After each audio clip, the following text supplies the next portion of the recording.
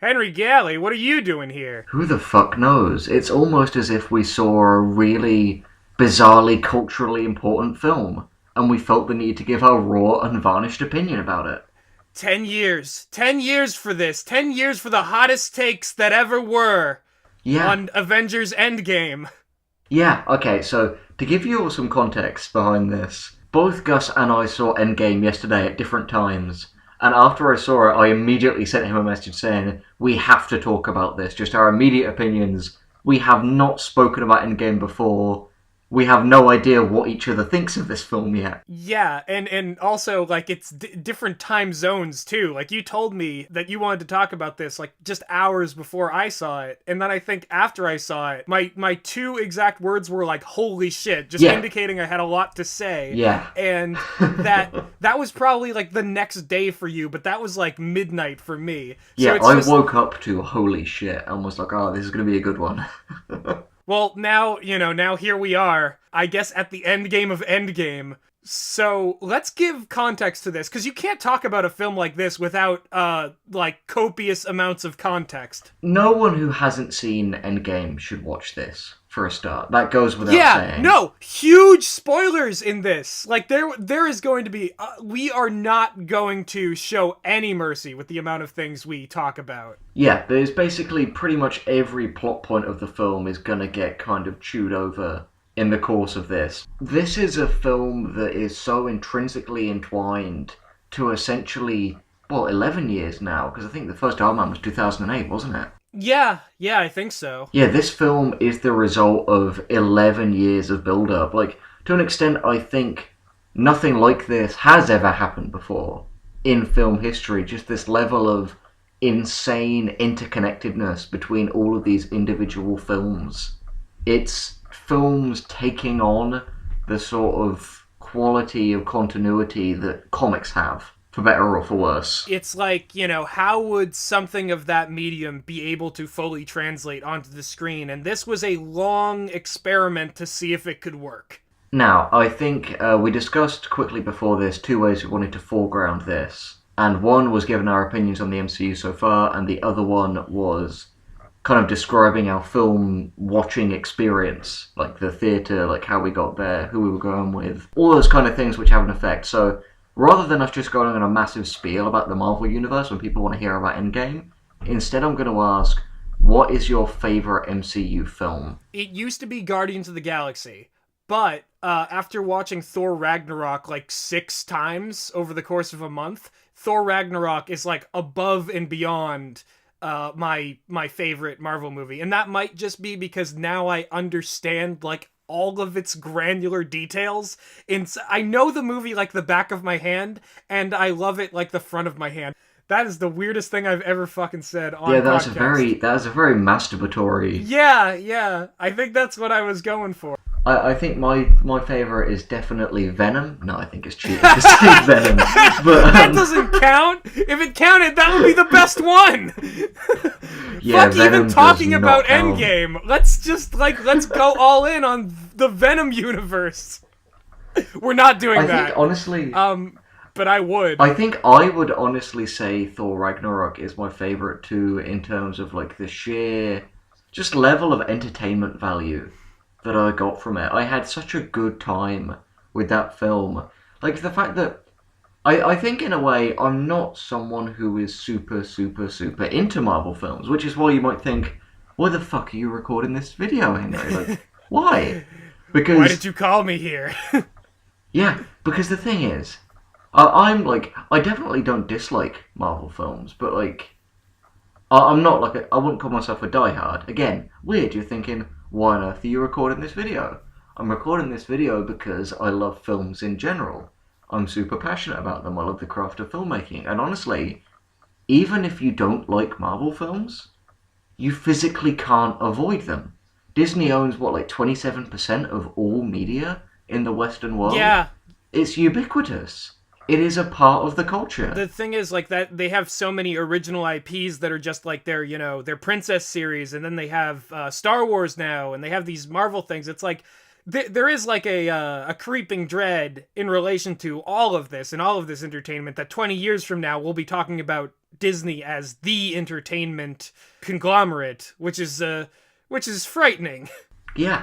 Now, the last piece of, I think, setup that is very necessary for understanding where we're coming from. In, we'll say, 60 seconds, what's your opinions on Infinity War? On Infinity War. Okay, I thought we were going to talk about theater experience, because I got something to say about that. I'm very curious, but I also feel like because Endgame, in so many ways, is living up to specific expectations set up by Infinity War, I feel like that's the last element of backgrounding our MCU opinions. I mean, I think I said as much at the end of my most recent video essay. Just kind of like, you know, I kind of just want Infinity War to fuck off. You know, I don't think I value it as much as I think as a sequel to Thor Ragnarok, it's My Last Jedi, if you know what I mean. Yeah, I think as a sequel to Thor Ragnarok, it's an insanely disrespectful film. It is like it's basically shits on Thor Ragnarok. And I think that being said, though, in spite of its flaws, like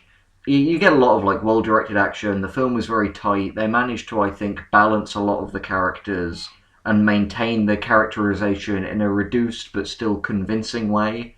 Like, you know, correct me if you think I'm being overly fair to Infinity War here, but like I think a lot of the things it set out to do, it did quite effectively, even if in some ways it felt kind of hollow. No, I think that's completely fair because, like, honestly, like, what has been Infinity War before Infinity War?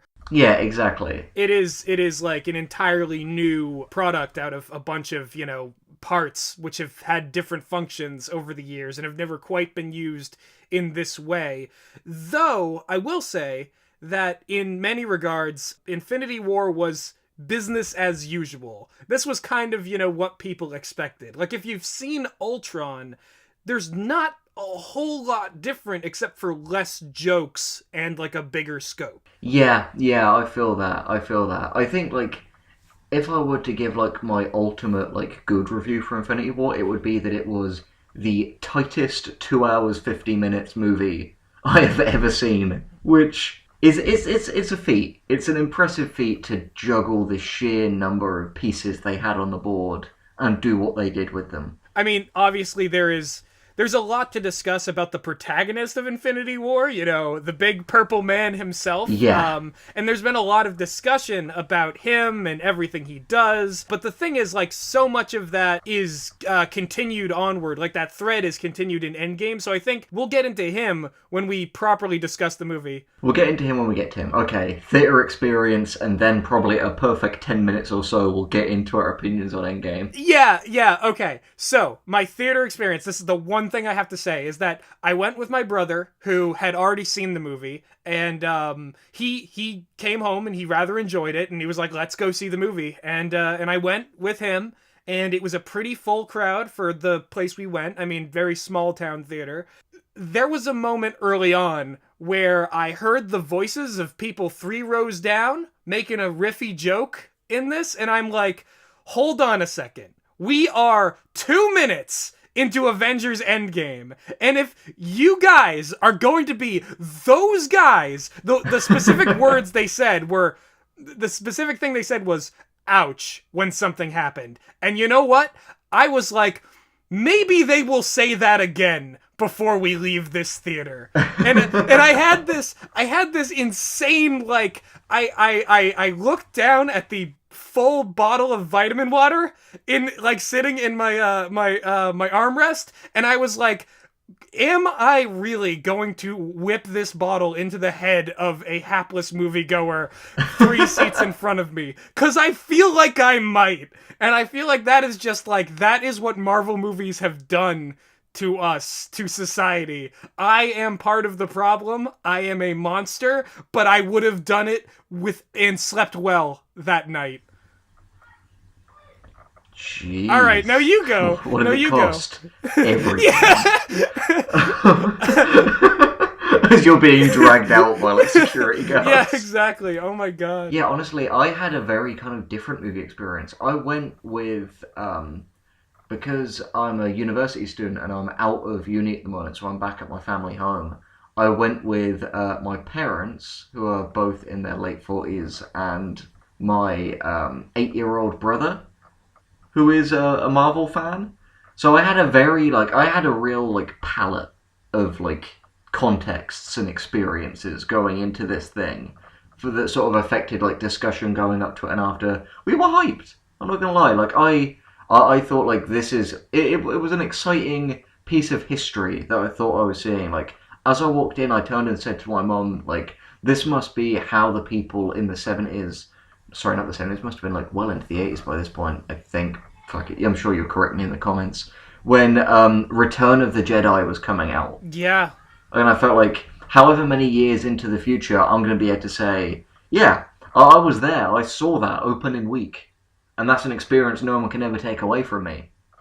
And we were in there, like yours, packed house, even though it was a few days into the showings. And, comfy seats, had snacks. That was, it was quite a conventional experience in that sense. The excitement was there.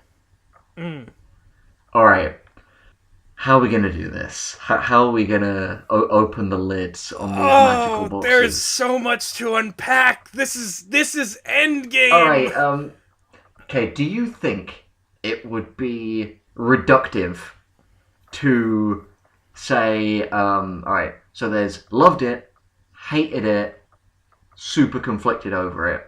If we count down from 3, do you feel comfortable that you could say one of those at the same time as me? Yeah, let's do it. So your experience could fit into one of those boxes. Okay, do you want to count us in? Alright.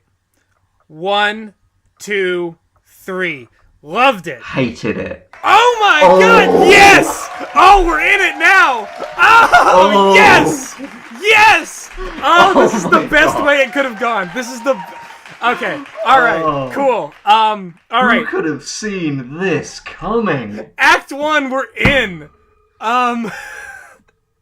See, this is why I wanted to do this. Yeah, we couldn't have planned this better, because we had no idea. No, we had, like, you will not get people at home a more genuine reaction than what happened just then. Woo! How often is it that you see, like, good friends who, like, love to share, like, critical opinions on things be so utterly delighted that they felt literally the opposite ways about a film? Yeah, that we, like, are apparently completely disagree and are now going to make another Endgame talking about it. And I just want to say, die a gentleman's civil war. Yeah, but I think it goes without saying, just, before people tears down either of us, mostly me, let's be honest, that we are speaking from a very subjective place here. Like, we can't speak to the objective quality of art, and no matter how we feel about it, we can't take away or change your experience, nor would we want to.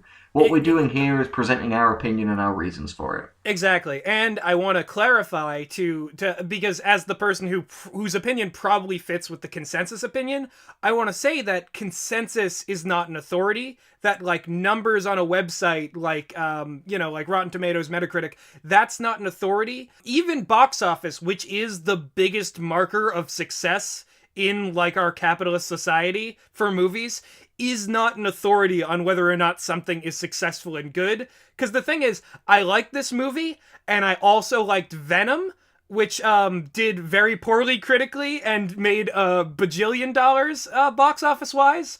My favorite movie of all time is Nacho Vigalando's Colossal, which did critically very well, but didn't make its money back at the box office. So there are no gods, no kings, like... There is no authority here. We are just two guys who do this for fun. Holy shit, how pumped are you feeling? I'm ready to go. Okay, so let's do this. Where the fuck do we start? We're gonna do this chronologically. We are gonna be hack reviewers who summarize the entire movie and, like, judge it as they go along without taking the entire thing. So we're just gonna go through all the events of the movie. Alright? Yeah, and I'd like to say, for the record, that, like, there are things that I really liked about this film, and I think the most important piece of context, I so wanted to love it. I so did. because and again, we'll find out all the moments that I loved as we go through it. But I wasn't going in with like my pitchfork sharpened. I was probably underselling how much Infinity War got me hyped for this. I'm not gonna lie, but like I wanted to love this movie because I love these characters and I love these actors, and the insane part of that too is that I went in so salty, so ready to hate it, and so like the Russos can't pull off anything. Like they're not gonna take any creative risks, and they're not gonna wow me. So we both went in with the complete opposite thing, and we couldn't have planned this better if we tried. Yeah, this is insanity, you know? I tell you what, one more prediction. I don't know why, but I feel like we're going to respectively love and hate it for the exact same reasons. Because that's the way it always happens. Yeah. I'll let you take the lead, Gus. It's your channel. And just, open the floor whenever you're ready to have an opinion about something. And I'll interrupt if I have a particularly strong opinion. Sure. Okay. Ooh. So, I'm going to be doing one of those good old summaries. So, the movie begins with... Hawkeye. The movie begins with Hawkeye and his family, if I'm not mistaken. Right. Yeah, okay, that's right. And that was a sequence I really enjoyed. I thought that it was great at, showing it on quite a human level. Yeah, no, that Hawkeye scene, that is where the man after his family vanishes in the Thanos snap. That was when the guy 3 rows in front of me said "ouch," and that was when the rage first filled me. But then then we kind of go over to Tony Stark, and we see Tony and Nebula, which I loved Nebula in this movie, just as a general statement. I think Karen Gillan gave the performance of her career in this. Yeah, I really like Nebula as well. I felt like towards the end, she became a bit underutilized, but with her role in a large part of it, I really enjoyed Nebula, and like you, I really enjoyed Karen Gillan. Thing is, I was first introduced to Karen Gillan on Doctor Who Series 5. Same. And the thing is, she's great, but the thing is, Stephen Moffat's writing is he's such a bad clearly writer. writing an idealized female partner for a guy who's a self-insert of himself. Yeah. It's one of those things where it's this character could be so good if it was written for the right reasons. It's like the whole Joss Whedon when he was writing Black Widow back in the early part of this. It's yeah, all right, she's cool and she takes no prisoners, but the thing is that is just so that Joss Whedon can be I can fap over this strong woman. Yeah, that's a whole other thing. But anyway, at this point, I was still very much on board. I was still ready to love this movie. Yeah. And so Captain Marvel shows up. Captain Marvel gets them back to Earth.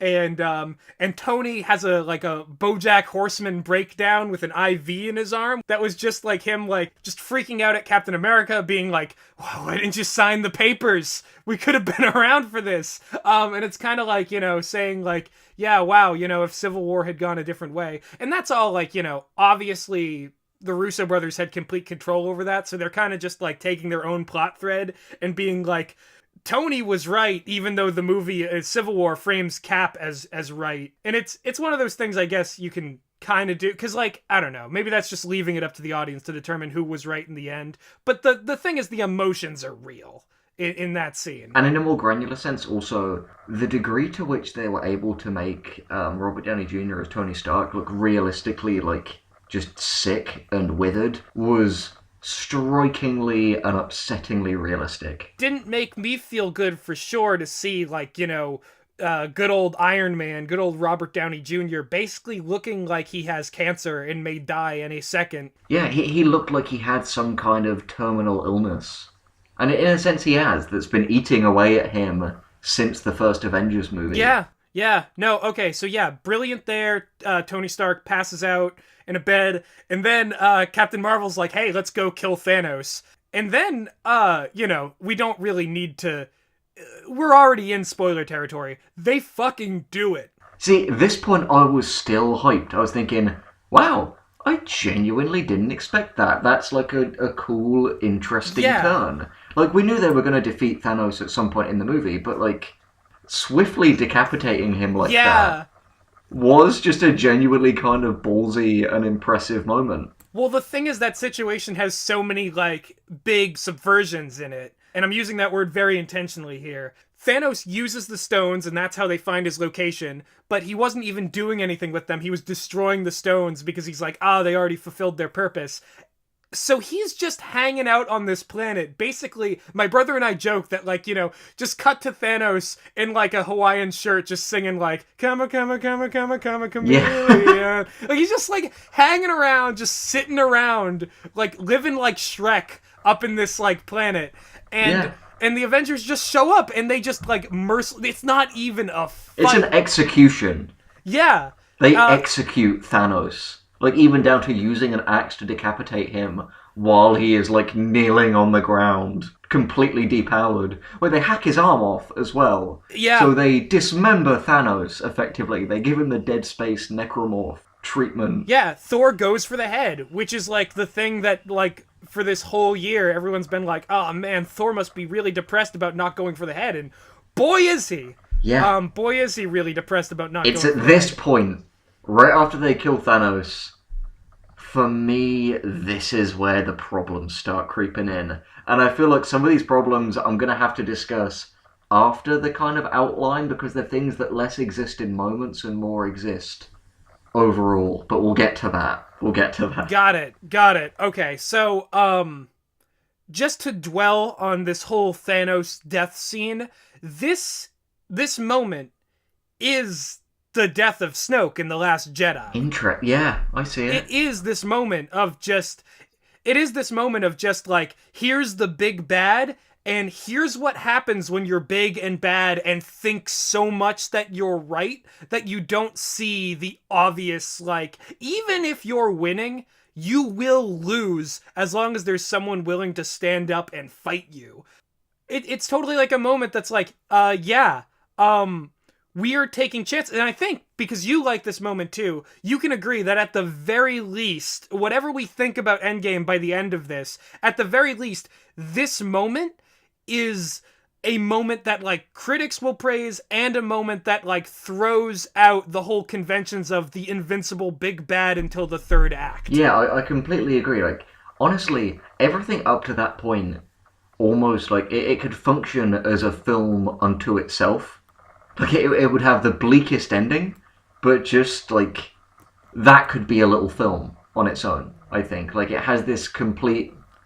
It has an arc, so to speak. It's, like, that in and of itself would not be, like, a satisfying, in an emotional sense, follow-up to Infinity War, but, like, in terms of storytelling, had you just tacked that on as an end to Infinity War and made it just that little bit longer, it might have been the most brilliantly brutal film saga end of all time. No, you know what? You put that entire sequence after the credits of Infinity War. Yeah. And you immediately have this, like...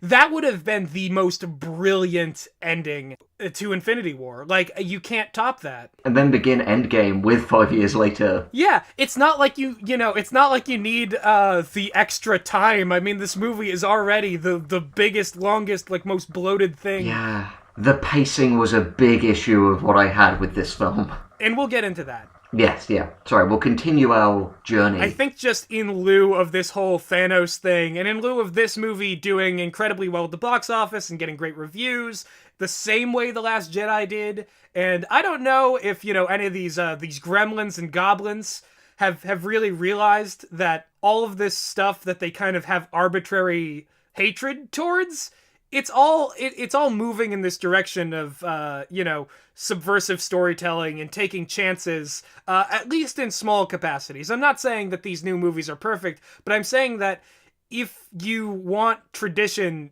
it's not selling anymore. So in lieu of all that, I just want to coin the phrase, get woke, kill Snoke. Yes. Get woke, kill Snoke. Because it's what you got to do these days to have... We've just lost half of our audience. Who we had up to this point, they're just gone. They're gone. Yeah, you know what? Here. Yeah. Weed out half the audience is gone. You're all dust now. You're all dust and the in ones the that are wind. left, you're gonna thrive for the rest of this video. Yeah, exactly. The universe is perfectly balanced now. You're welcome. I did it. My plan was perfect. Nothing went wrong with it. Would you like me except to for lead? creating. Sorry, go Yeah, on. no, please lead into the 5 years because I want you take the Yes, wheel. I'll lead into the 5 years extra. We'll swap. We'll take turns with Exactly. this thing. So, because this is where some of my issues began to Mm-hmm. creep in.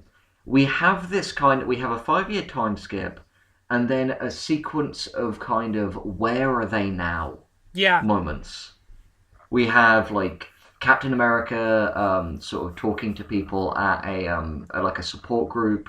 We have implications that they're not fully explored until later. That like Hawkeye has become a almost Punisher-esque like murderous vigilante, and Captain Marvel has been given an arbitrary excuse to fuck off for most of the film onto other planets when she could be super useful. Black Widow is sort of like mission control, coordinating different people across the galaxy. And before we meet a lot of the other Avengers who are just gone at this point, we find out that as well. Well, we don't actually find out what's with Tony yet, do we? We basically have this small core group together of kind of Steve, Natasha, and a few others who are just trying to keep this shell of the Avengers and some semblance of order alive. Captain Marvel got a haircut. I feel like we should probably talk about this before we move on to they're coming up with a plan and hashtag getting the team back together. Yeah. So There was a scene which I think is important to touch upon where Captain America and Black Widow were like discussing kind of as, you know, these last soldiers organizing the Avengers. Cap, who seems to be kind of out of the game and just kind of trying to reassure people, and Natasha, who is de facto taking the role of Nick Fury.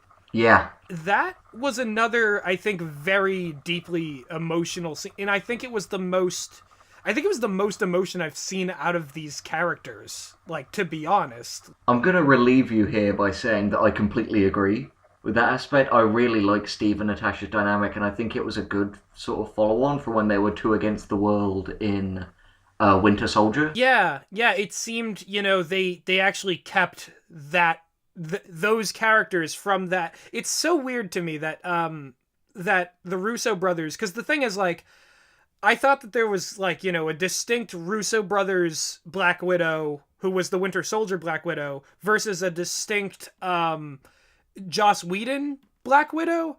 But the thing is, I think that Civil War was really, like, it didn't know what to do with her, so we got kind of one that was, like, from no world, you know, from neither of these two worlds. But this feels like a logical evolution of the Winter Soldier version of the character. All of her stuff in this movie does. Like, Scarlett Johansson was actually given a role up to her chops as an actress, I think. Yeah, I completely agree. Now, first nitpick.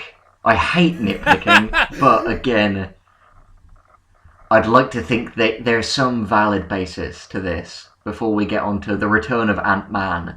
That is, I guess, kind of the inciting incident for everything that follows. Inciting incident number 1, because this movie is 3 movies. Yeah.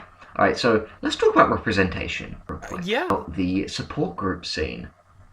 Now, this is something that really, on the whole, doesn't matter, but I think is so endemic of a deeply frustrating wider issue.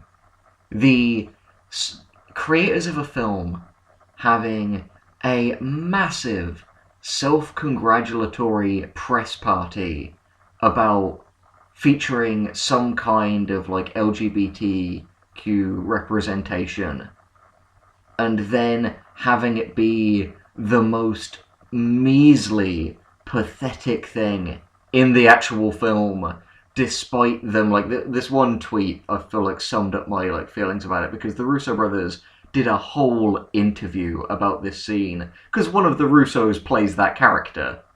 I don't know which one. Yeah. Janthony, one of them. But it doesn't matter. It doesn't matter. Whatever I think about Endgame, I'm still not. The Russos are still nowhere near like my favorite. Yeah, movie definitely. But people. like, they gave whole interviews about this 20-second scene, which is subtle enough in its implications that this character is gay, that they can change the subtitles in China and still make bank. Oh. But they were absolutely. The tweet I saw was just, try not to break your wrist patting your back so hard. And I feel like it was the same absolutely cringeworthy thing that they had with what's he called? LeFou in the live action Beauty and the Beast, where they're it's our first gay character, guys, and he's essentially either someone where the gayness is so subtle it's utterly imperceptible, or a gay joke. And honestly, the LGBT community deserves so much better. It's such bullshit that this keeps happening. This didn't ruin the film for me, but it's so irritating and it keeps happening and we can't praise them for it or they'll keep doing it and thinking it's enough. The fact that it's like, we have a gay character in this movie who's completely defined by having a dead partner. It's like dead gays. Wow.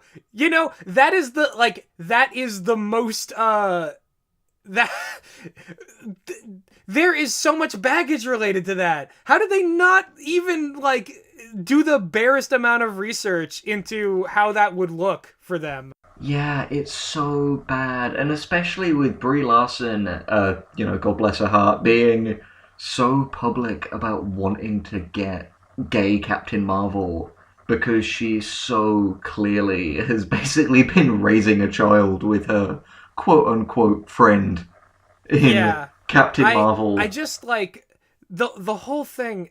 We can get into that later, but I think that we'll get into Captain Marvel. We will. Yeah, because that's been a whole thing on the internet, and I made a brief video about that movie. But the thing is, I think people didn't get the joke I was going for, because YouTube audiences like you, viewer, are stupid and they don't understand basic satire because they think satire means insulting minorities. By the way, this really is we do a thing a lot on this channel, I think, especially when you and I collaborate, where things are very meta.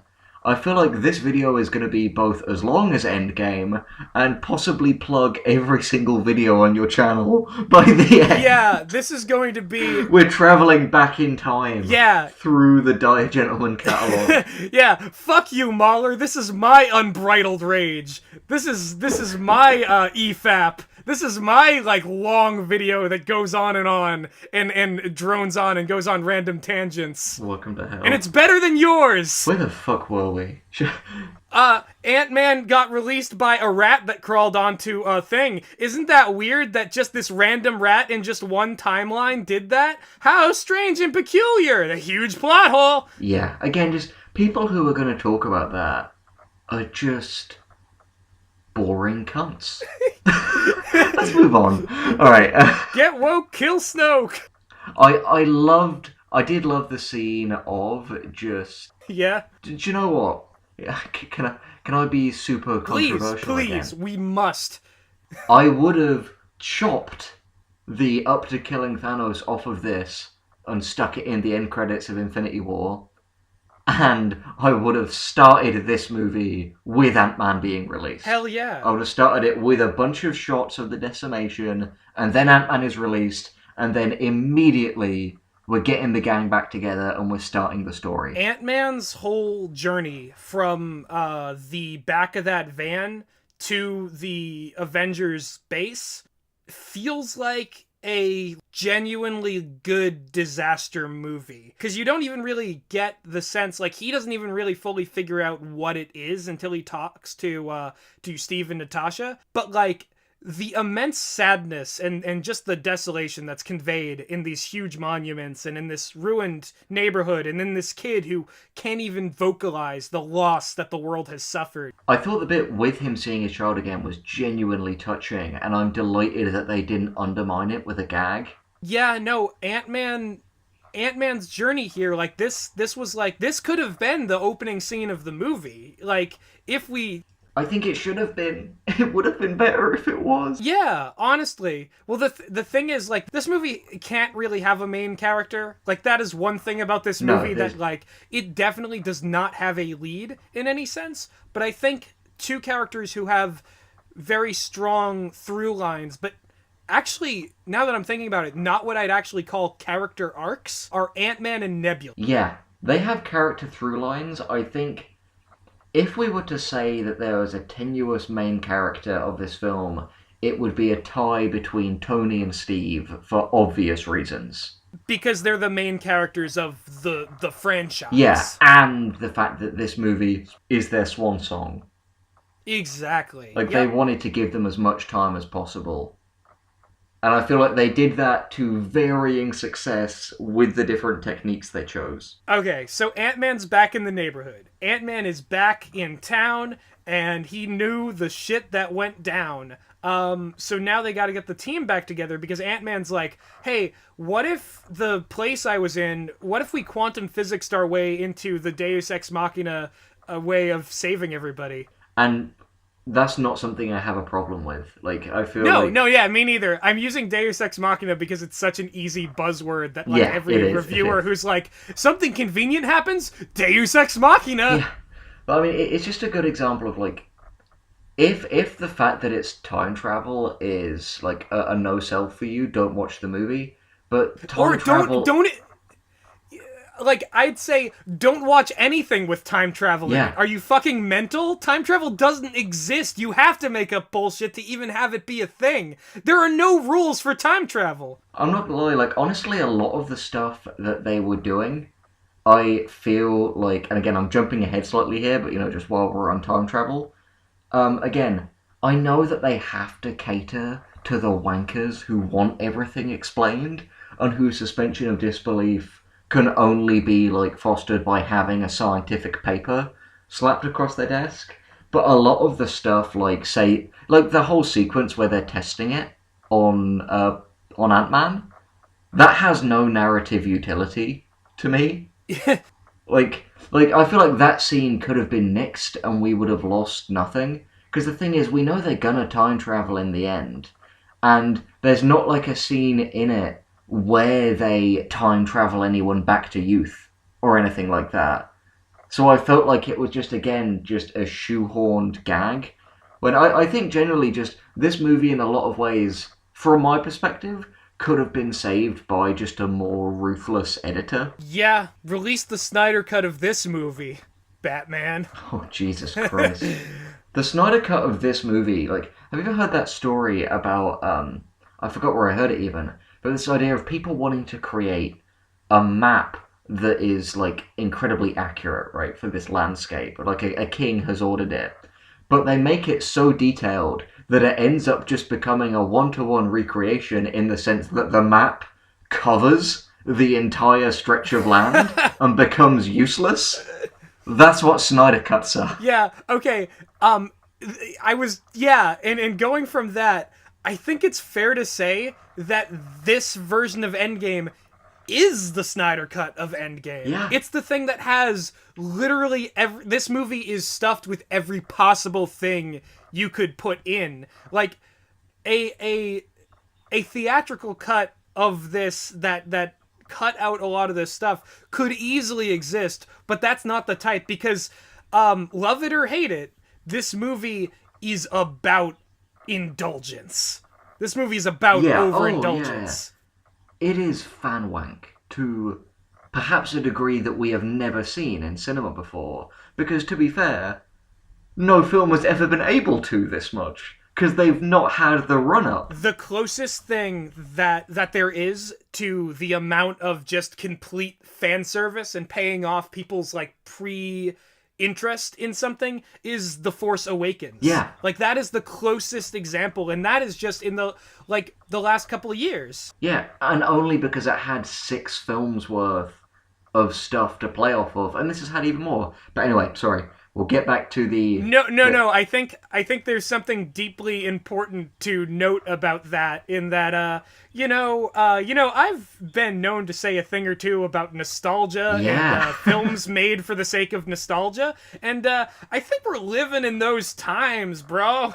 Yeah, I think it's why part of me was genuinely surprised that you came, like, surprised but also delighted, so we could have this conversation.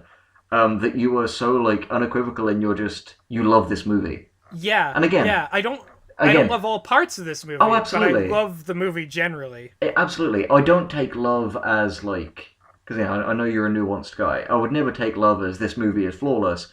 In the same way that I know you would assume from me that hate doesn't mean that it's an irredeemable piece of trash, because hyperbole is pointless in this kind of thing. Yeah. Neither of us are that lacking in nuance when it comes to, like, these movies. Yeah. Let's talk about them getting the gang back together. Yeah, I think we should talk about each person, because I feel like we're going to have vastly different opinions on one of them.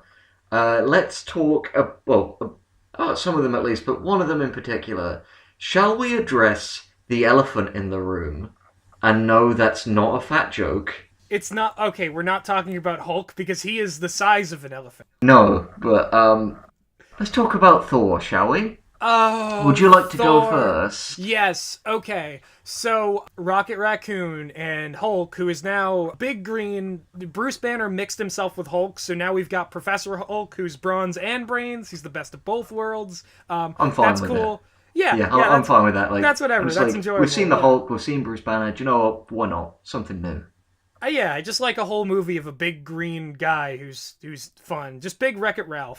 I thought the selfie scene, it was painful in how long it went after it had stopped being funny.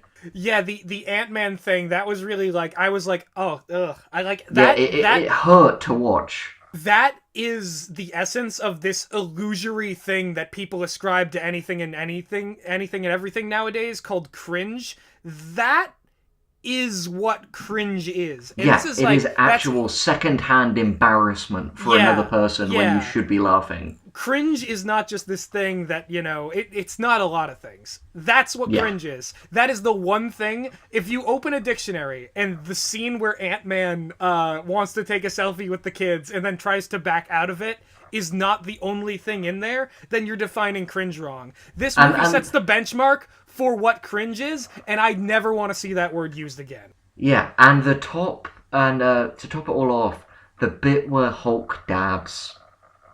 That was so painful to me because Gabe it's dabbing 5 years later. Gabe dabbing in Us to me was hilarious, but it felt so cynical to have the Hulk dab in this. To have the Hulk dab 5 years later. There can't be dabbing. Also, the dab survived the snap. Also, Fortnite is being played in this game. 5 years from now, Fortnite's not going to look like Fortnite. Yeah, they lost half their user base as well when Thanos killed half the universe. Yeah. Oh my god. How could... Shall I save my rant about tone until later, or do you want it now? I think I can go either way. I'll let you choose. I think I want it later. We'll save it for later. Save it for later. Let's continue with Thor, shall we? Yeah, with Thor. Let's make a pact now to make this as long and meandering as possible and withhold our hottest takes until the very end, so that people will have to inevitably keep watching to see if anything, just like the movie, it's like you're watching to see what happens in the end of the Endgame, This is going to be the first YouTube video with 50 embedded ads. Yeah. It will break world records. I'm not that cruel. I'm not Thanos. I wouldn't do that to y'all. Okay, You're going to the bank. All right, hit me. So Thor. new Asgard. It is a nice little coastal town out in Europe.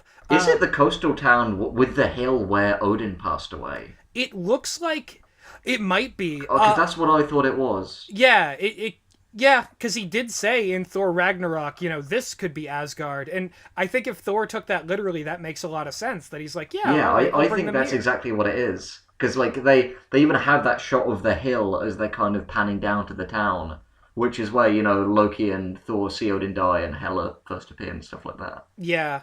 So they're in Norway. But the thing is, like, this feels like a lot of things I've seen in other movies shot in Europe. Like, if this was Ireland, this could definitely be the town where Grabbers took place. Oh, absolutely. Can I just say, by the way, I feel like this scene, as I was watching it, the whole thing play out, I was just thinking, like, this scene was made for Gus.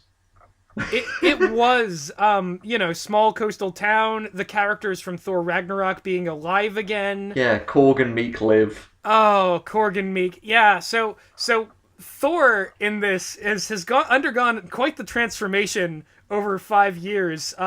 He has gone from the god of thunder, the vanquisher of Thanos, to kind of a washout who sits A around. fat drunk, Yeah, basically. yeah, he sits around and drinks beers and threatens kids on Fortnite when they mess with Korg and Meek, who fit perfectly into the role of, like, those two friends who never leave and kind of sink into your couch and eat pizza and play video games all day. Oh, they do. They do.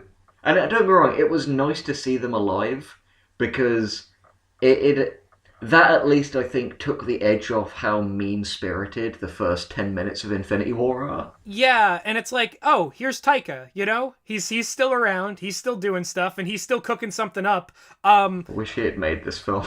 Yeah, okay, but the thing is, the name I saw in the credits, there were two names that I saw in the credits, other than the Russo brothers, of, like, the people who helped produce this, that I was like, you son of a bitch. Like, you were here, and the first of those was Stan Lee, because, yeah, the man is gone, but it's almost like he time traveled. It's almost like he's eternal in some way, that he could still have this effect. He appears in this movie, and we'll get to that. But the other... This is his last cameo, by the way. It was the last one they recorded before he passed. Yeah, which is, I guess, in some ways, fitting. And, yeah... the thing is, too, the Stan Lee cameo has been around since the Sam Raimi Spider-Man movies. Like, I rewatched 3 the other day, not because I need more Venom immediately, or anything, but he appears in there, like, and he goes, looks like one person can make a difference. Enough said. Yeah, enough said. Which is on his a bumper sticker on his cameo in this, which is nice. Yeah, exactly. But the other name I saw in the credits that I was like, you sly dog, how did you do it? Is James fucking Gunn. The man was around from the beginning. The man, like, there was this whole thing. He was never really fired. He was never really gone. Mike Cernovich and all those reactionaries who pushed for this, they never won. They never moved anything an inch. All they did was give James Gunn a job on the new Suicide Squad movie, which as a result might be great. All they did was make movies better. Yeah, no, absolutely. Cernovich's, like, pathetic attempt to out James Gunn for stupid jokes he made years ago and already apologized for, literally got James Gunn a job and gave us great movies. Congratulations, guys, you Thanos'd yourselves. Yeah. Get woke, kill Snoke. So hashtag get woke, kill Snoke. So let's not beat around the bush. What were your opinions on this sequence? It made me so sad. And it was beautiful, and I loved it. And seeing Thor like this, this was genuine, real sadness. This was a real person reacting to trauma. This was not like the Thor we saw of Avengers Infinity War, who is just like, I have so much man pain that I need to be angry and I need to kill Thanos. This is a man who is haunted by what he could not protect. This is a man who is at his lowest point, and seeing him like this, there's just so much genuine sadness hidden behind the braggadocio at the heart of Thor's character. I actually agree with pretty much all of that. I just feel like it was executed clumsily. Like, I think they went. I think just in general, so many of my like moments in this movie that rubbed me the wrong way were just them going so far for the laugh that I feel like it trod on moments of sincerity. But don't get me wrong, I love the fact that they dealt with Thor's like trauma in like a realistic kind of avoidance, drinking himself away, that kind of thing. But like the sheer extent of like the destruction of Thor in this film to a degree and how long it lasts. I feel like this level of intensity pretty good in this scene, but the fact that he is basically just a joke for so much of this film rubbed me the wrong way because I felt like they got too much comedy in there when they should have slowly been upping the concentration of pathos and then hope. Like, don't be wrong, I don't sign on for just grimdark man pain stuff. Like I said, the two films that I cited loving most out of all the Marvel films is Thor Ragnarok and Venom. But it just feels like, and again, it just it was such whiplash, and how long they had in there just felt like it felt almost like in a way they were showing contempt for Thor Ragnarok. Because it felt like, oh, you guys like funny Thor? We'll show you funny Thor. He's the court jester now. I so disagree with they were showing contempt for Thor Ragnarok. To me, this sequence was the most respect the Russos have shown for Thor Ragnarok since they had the rights to do anything with this character. Infinity War's opening sequence is just 100% utter disrespect. But this... Oh yeah, that's the most egregious, undeniably. But this I feel like that made that scene where everyone dies in front of him, that redeemed it for me. Because if it was just Thor, breaking heads and taking names again, I'd be like, yeah, all right, but what about everyone who died? But this, he carries the sadness of his people in that beer belly. Like, it's humorous. It's like, it's clownish for sure. And I can understand, like, on some level, this feels like a disparagement of like drunk like losers, but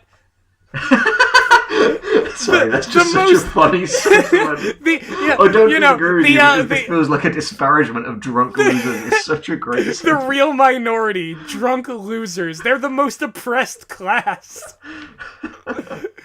All they have is their pizza and their video games, and if you take that away, they have nothing.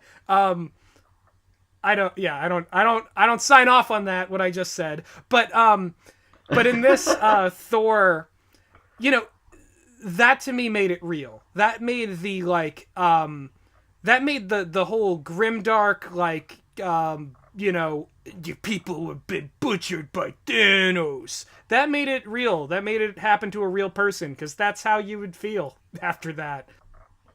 Oh, I get that, and to be honest, I liked that direction more than him just being the same boring, brooding dude he was in Thor 1, Thor 2, and Avengers Assemble. But I just feel like, again, it's like the selfie scene. The start of that, I enjoyed. My issue is not in the fact that they did it, I just feel like they went too far. Okay, yeah, I can see that. I felt like it went on for too long. He was like the butt of Big Lebowski jokes for a good 40 minutes after that. Yeah, and that's a thing I can, because we didn't need Thor yelling at a kid on Fortnite. We didn't really need that. Yeah, exactly. And I mean, I just feel like they did a disservice to his character in general in a lot of ways, like the fact that Thor's mother, if I'm not mistaken, she died in Thor: The Dark World, yes. Right? Yes, she did. He's been in a bunch of films since then where that has never affected him, but suddenly he has mummy issues. Okay, but there's a difference between, because he was sad in that movie after she died, but the thing is, you go back to the past and suddenly you see your mom alive again, And also I think, having Odin gone and losing his brother, that puts everything else into meeting his sister and having to defeat her, like, Thor Ragnarok and Infinity War were the reason why he's suddenly like, oh my god, mom, like the one thing I can that was unrelated to this, like, weird weekend I had, and then 6 months later, the worst weekend I had. I get that. I get that. I feel like to an extent, for me, it maybe would have been a bit more rewarding if the role that his mum played in this was instead played by past Loki.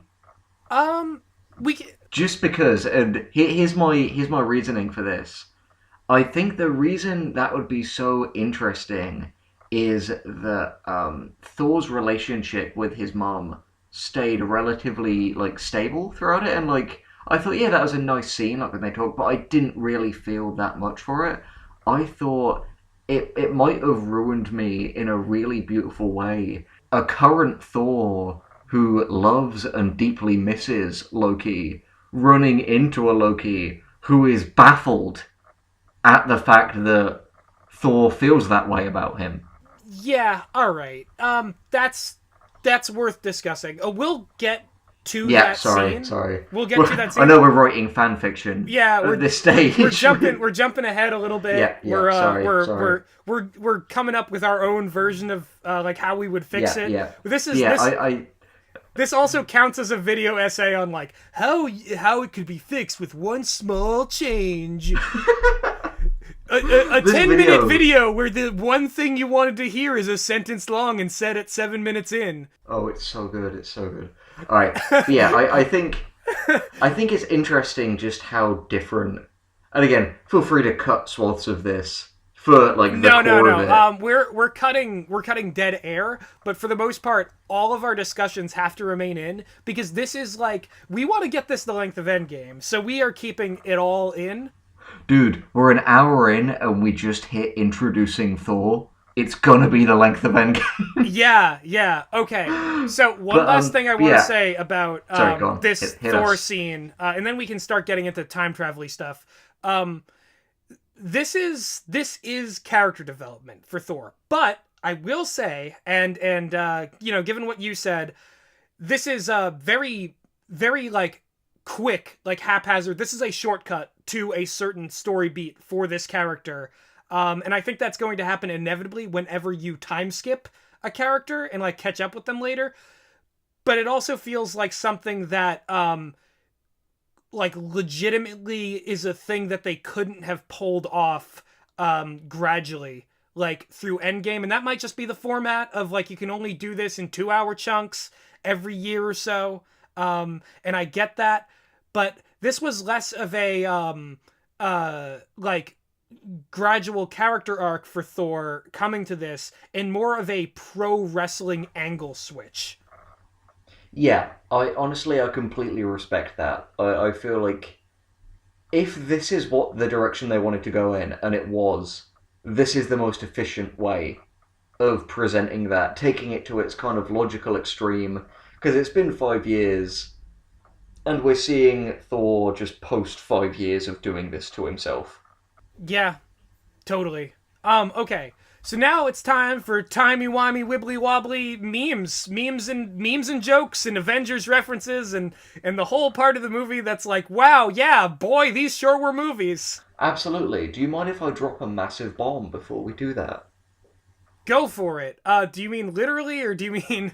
No, I don't mean like I'm going to leave to take a shit or something. I mean... This podcast needs bathroom breaks just like the movie. Great video, Gus. I'm just going to go drop the kids off at the pool. I'll be right back. Sorry, I just had to work that in because that's one of the most like fascinatingly repulsive ways to say you're going to go and take it up. But anyway, jeez. That's staying fucking in. Yeah, I'm just saying, that's in there. Yeah. It's not only is it staying in, it's going on my tombstone at some point. Preferably after I die. That's when it's best to have a tombstone. But hated Tony's daughter. Anyway, let's go on to timey-wimey stuff. Woo! Okay, we'll get back to her. Yeah, we'll get back to it. Okay, so Ant-Man and Tony Stark have figured out the time travel machine, and the stakes here is that they need to go back, they need to get the stones out of what is basically an alternate reality, because they've decided They have to go deeper. they've went with the best the most fun version of time travel you can go with, where the story is not going to be hampered by stuff like, oh, well, what if they create a worse future? What if they you know? It's not that type of story. It's just they go back to previous sets where they filmed previous movies, and they get these props, and they complete the plot. They complete the plot in the present day, and I think that serves it rather well, and it makes it so that, like, you know, the lives that people have, like New Asgard and Tony's daughter that Henry apparently hates. He just slipped that right in there. I'll explain it later. That stuff doesn't go away, but people get to come back, and they get to be happy. So it's the best of both worlds. It's I feel like I keep saying the best of both worlds in the context of this movie. The best of both worlds. Both worlds. Also, that's the theme song for this. this. It just kind of occurred to me, maybe it's because we're still in this lens, because we have another show on this channel where we recap One Punch Man Season 2. But didn't this film just feel like, to an extent, like the pacing of it, like binging a season of an anime? Yeah. Honestly, yeah. Because it was very anime in a lot of ways. Like, time skips, time travel, all of these larger-than-life characters and action sequences, and... Like, well, this is an entire run of, like, a comic book, like, that runs for, like, a year in, like, a movie, you know? Yeah, absolutely. But anyway, are we hold on. There's... Are we, like, I feel like we're just reluctant to talk about actual time travel mechanics. Like, I feel like we keep being like, oh, look at this shiny thing over here. Is there a carpet app we can sweep that under? But I think the thing about the time travel mechanics is that, like, whether you love or hate the film, if you think, like, the time travel mechanics are the most pivotal and interesting part of this film, you're just not seeing the forest for the trees. They're not. Like, they're just for fun bullshit to happen. Like, I don't find the mechanics interesting. I don't care about them. I don't have anything interesting to say about them. The scenes, interesting. The actual mechanics, like, let's be honest, they could have said that they found, like, a second time stone that just happened to be the Hulk's left nut, and we would have bought it. They just needed something to be able to do this. There could have been, like, that rat who released Ant-Man could have been like, I'm Willikers, the magical time rat, and I will now help you save the universe. Thanos killed my family. Yeah, exactly. They just need an excuse and a way to tell that. Again, I have a lot of issues with a lot of the jokes in this film, but that little joke where they were talking about killing baby Thanos and people's reactions to that was a great joke. Yeah, that was pretty awesome. Just the Hulk, like, miming a little garrote on baby Thanos. Yeah. It was so funny. Man, if they actually showed baby Thanos... Ant-Man that's like, that's sick. I think it's War Machine, who's just like, no, that's awful. Yeah, that's so good. Yeah. Okay, so I have two main points just to bounce off you. Number one, and they're two weirdly conflicting points. Number one, did a lot of these sequences, and again, the films that they're taking place in makes it unsurprising, but, like, didn't a lot of these sequences feel incredibly Whedon-y to you? Well, yeah, because they're literally traveling into the Whedonverse. Yeah, and number two, isn't it fucking hilarious how they just completely missed Age of Ultron? It doesn't fucking matter. it so felt like that bit in Spider-Man Into the Spider-Verse when they're like, oh, sometimes I do this. We don't talk about that. It's like, yeah, we know that wasn't one of the good ones. We're just not going to mention it. Yeah.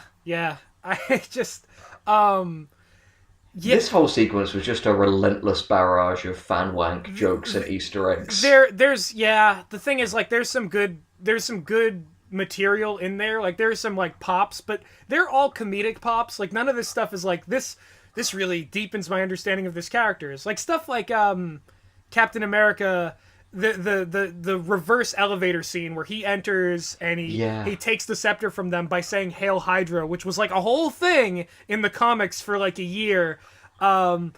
That is full on just melding comic book references with movie references, and I think That's all it is at the end of the day, just references. yeah, but they pulled that off well. And like if you don't like if you personally have a problem with that scene, I don't think you just don't like references. I think, like, again, I like a good reference when it feels tasteful. I feel like this whole, like, the sequence of, I guess, shall we just talk about the time travel sequences with, like, each group and movie that they've gone back into Yeah, yeah. All right, sure. and how we feel about it? Shall we do the Avengers first, since we were kind of on that with the... 2014, The Avengers. Yes. Now, oh, and also, are we counting the 70s? No, we'll count that later. The 70s one where they go back and, like, see... We're counting yeah. that. We're counting that. We'll get to it. We're counting that as part of this segment. Okay. I thought the stuff with Tony and his dad and the bit where Steve sees Peggy, brilliant. Some of the best scenes of the film, in my opinion. Like, genuinely, sincerely, emotionally affecting, but not in a way that ever feels, like, mawkish. Like, I love the bit, like, I love the no amount of money can ever buy you 1 second of time line. Like, I thought that was all great. Yeah, and they totally like plot like they ripple throughout the plot and throughout the themes of this movie. Like the both of the things that happen here come back in huge ways and are, you know, built to in huge ways. Like the Peggy locket is seen a lot before that scene even comes up. Yeah, absolutely.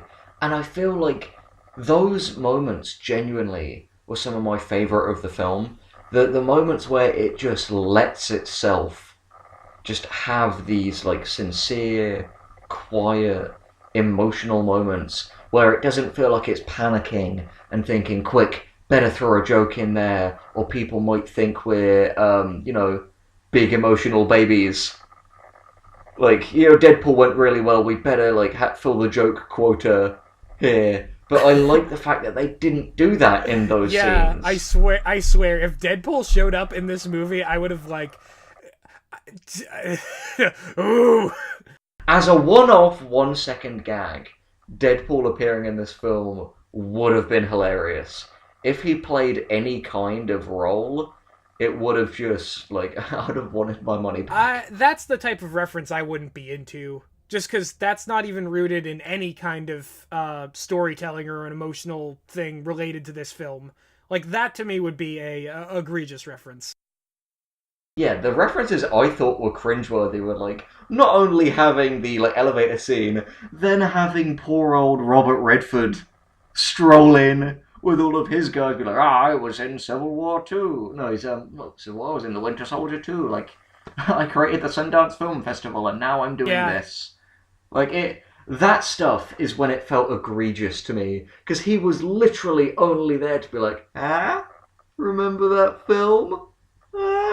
Yeah, but it's all that. It's all Oh yeah, of course. and yeah, it's, it is nostalgia. It is weaponized nostalgia. I can't be consistent in my moral framework if I'm not. Yeah, that's the thing. That's the thing. You gotta. This is all just like nostalgia pandering for sure. Yeah, it was wank. Yeah.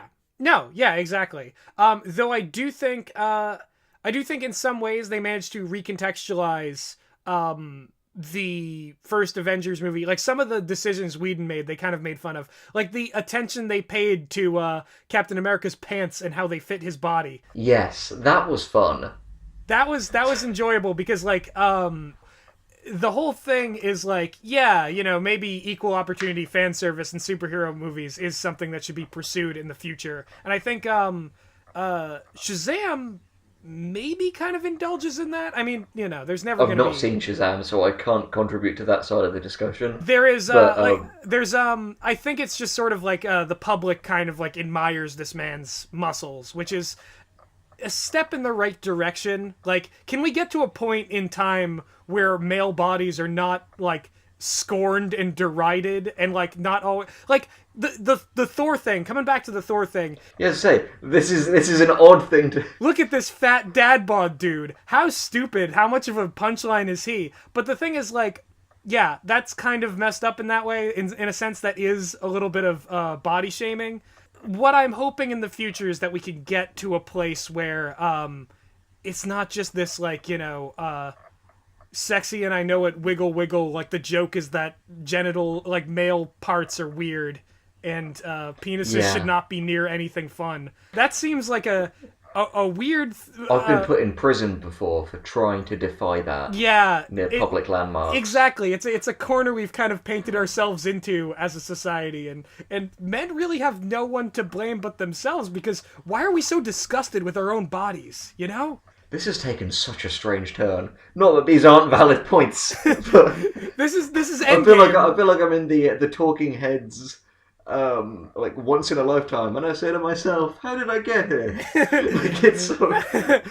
The same as it ever was. Same as it ever was. We're watching the same movies, going back to make the same reference over and over again. And the real take... Honestly, once in a lifetime is not like... It's not a bad song for representing this film. Yeah. Okay, so... This is not my beautiful house. This is not my beautiful wife. Honestly, a trailer that was more in line with the actual tone of this film, one that wasn't really trying to dupe people into thinking it was like a very dark follow-up, could have used that... And you may ask yourself, how do I work this? And you may ask yourself, where is that large automobile? And you may tell yourself, this is not my beautiful house. And you may tell yourself, this is not my beautiful wife. It's such a missed opportunity, but the thing is, like, trailer culture. Trailer culture ruins everything. Yeah. I mean, there's already people who are like, the rise of Skywalker, let's, like, go down and get every possible, like, implication of this trailer and see, you know, see what's really under the hood. And it's like, what's under the hood is a movie that's not out yet. Yeah, exactly. You have no fucking idea. Yeah. This is an ad, and, like, even if you're going to say that this ad, like, for this, you know, this new car gives you a sense of whether or not you want the new car, you haven't driven it. You don't know that that thing's not going to fall apart or going to drive far better than it. Like, you can't just be like, this car is green, so I don't want it. Yeah, it's true. Are you the bad guy in The Shape of Water who looks at a green car and needs to be told it's teal to be fooled into buying it to think that you're the cool, sexy man of the future? Are you that man? Because I just feel strongly that we live in a society filled with that man. Don't be that man.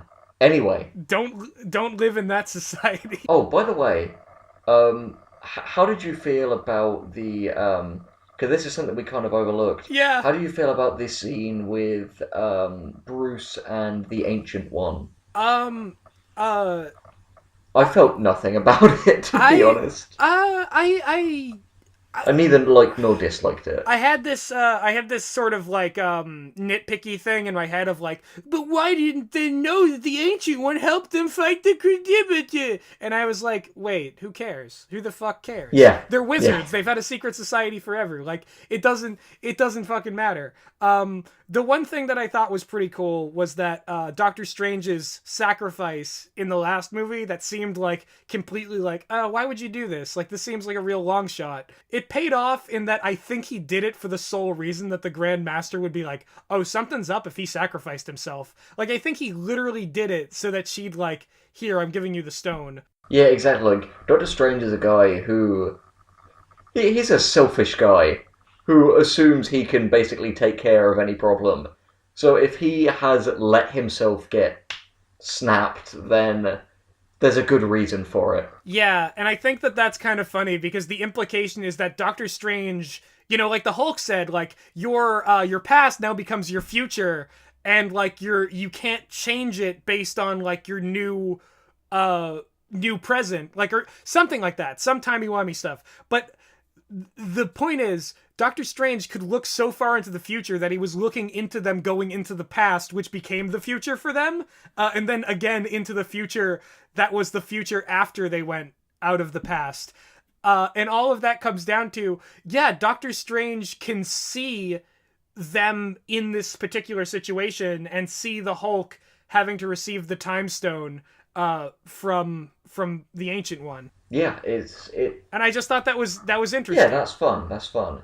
Anyway, so who are the other time teams? We've got Rhodes, aka War Machine, and Nebula going into the opening sequence of Guardians of the Galaxy. Which is hilarious to see from That was very funny. yeah, to see from like another perspective of just Chris Pratt singing "Come and Get Your Love," That was very funny. just hanging out. Yeah, that was good. And they use his exact tools to get into the temple of the Power Stone. Wow, I can't even remember the MacGuffin name for a second there. There's just so much in this. Was it just me, or was the bit where Nebula reached in to get the Power Stone and it kind of fried a lot of the like surface level stuff of her hand? Was that a very niche visual reference to the film I, Robot? Yeah, yeah, it does seem like that. Because I just thought of the scene of Sonny reaching through the like lasers to grab the nanobites they needed to kill Vicky Yeah. at the end of that. Which again, just the deepest cut. I feel like I'm one of the 5 people who remembered iRobot. Man, fucking iRobot. What are we doing? The second hour of this thing is just a bunch of random references to other movies. We've really gone off the rails. Why does this always happen to us? No, I mean... Why does this happen? We don't plan this. But... No, I mean specifically the second hour is just a bunch... No, exactly. We don't plan this. We always end up being like a weird meta thing of whatever we're talking about. It happens every time. You know, Nebula also reminds me of a Cenobite, with her being blue and having a life of being reconstructed. She is a bit Cenobite-esque. Yeah. Okay. Complete tangent about Nebula. Is she a Kree? Is that the backstory for her? Like, is she a modified Kree? I have no idea. I'm really sorry. I'm not super up on Marvel lore. But again, before people in the comments who have somehow made it... The blue people. Captain Marvel is technically one of them. I know who the Kree are. I couldn't definitively say that she is one of them. Yeah. You know what I mean? Okay, that's fair. Because, like... And and again, feel free to like lambast me in the comments about that, lads. But... I shouldn't need to do homework to enjoy a film experience. Yeah, I guess the whole thing is like, she's blue. She must be like the other blues. Anyway. How did you feel about... Because now we're finally kind of getting into the meat of things, with the conflict beginning to happen, with past Thanos becoming wise to their plans, and getting his own kind of Doctor Strange moment of looking ahead, seeing his own death, and thinking, that doesn't actually look that satisfying, because clearly that ends with them coming back in time and undoing it. I need to do this differently. Yeah. That I did like, I'll admit. That was a clever way of doing it. I think it's weird, because you can't really read what his, like, overall feelings on that are, because it could have just either been like, man, that's what I sort of expected, like, I'm inevitable and like undoing me, killing me isn't too bad, but the fact that they can come back in time, that's the thing that messes him up. Yeah, the fact they come back in time means that he died for nothing. Yeah. Because that's what this is all about, his life's work. Because I think Thanos likes to think of himself as like a philanthropist, but really it's very clear that throughout his characterization the idea of people being grateful to him matters a great deal more.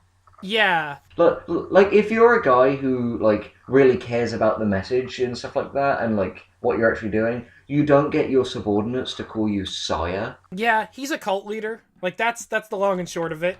Yeah, exactly.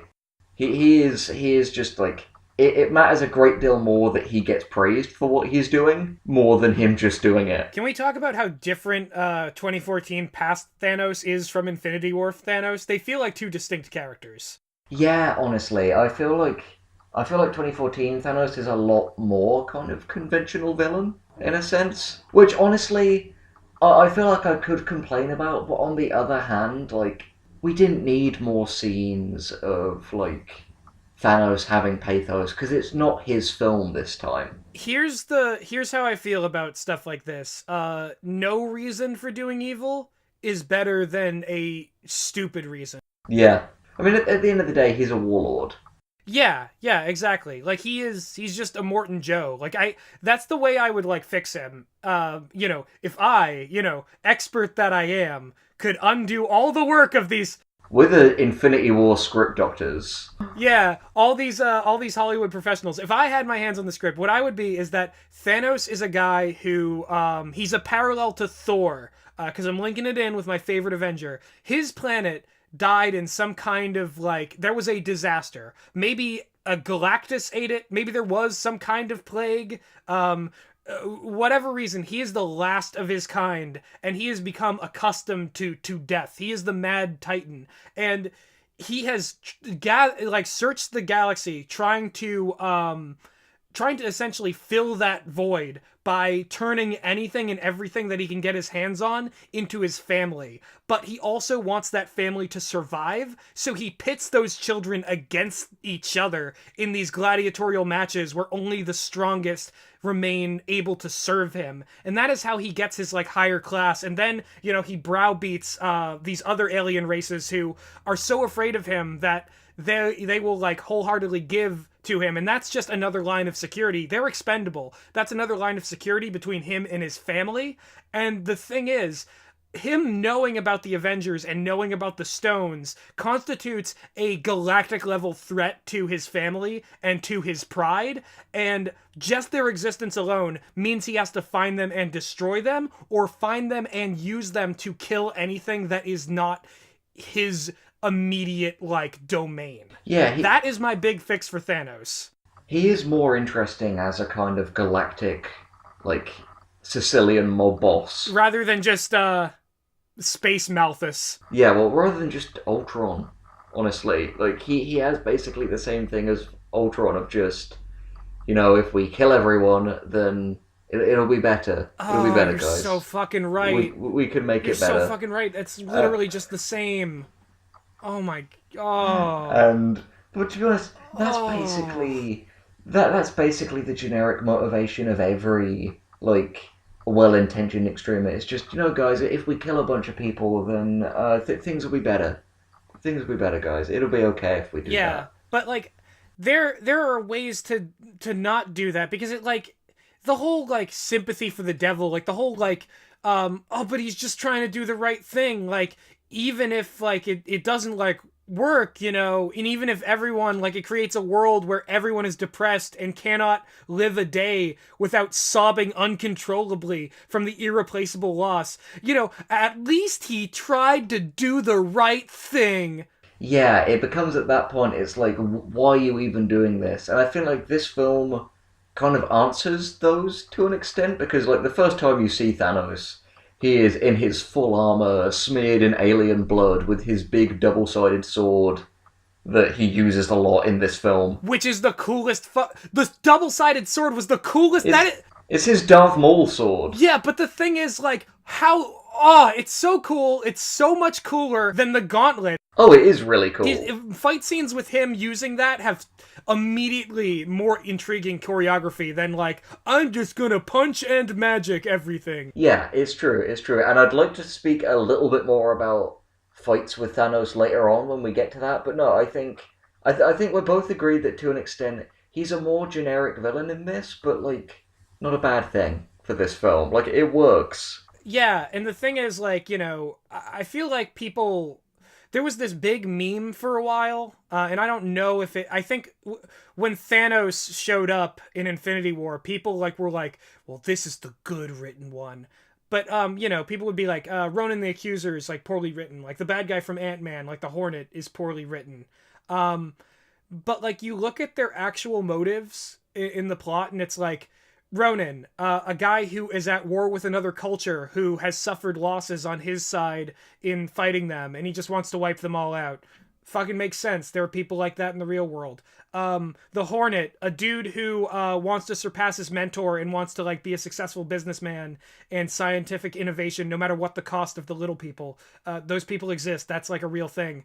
Thanos is the guy who's laughed out of philosophy class. He's the real world philosopher based on him was proven wrong within a decade of him saying that, and no one took him seriously at the time.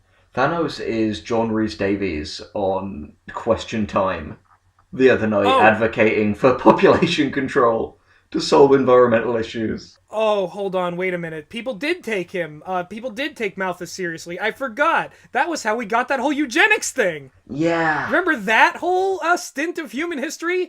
Yeah, Thanos is Space Hitler, essentially. He is, but the thing is he is gutless Space Hitler, because he doesn't even have the balls to say this group of people is responsible. He's just like, I'm not a misanthrope. I love people, but if there were exactly 50% less of them, the world would be a better place. He's lazy. He's woke Space Hitler. He's a lazy woke Space Hitler, and you gotta kill him. See, we've just coined, if nothing of value, which I think already this has been a great thing for what it is, but like, if nothing else of value is taken from this, the description of Thanos as lazy woke Space Hitler has gotta be something that endures.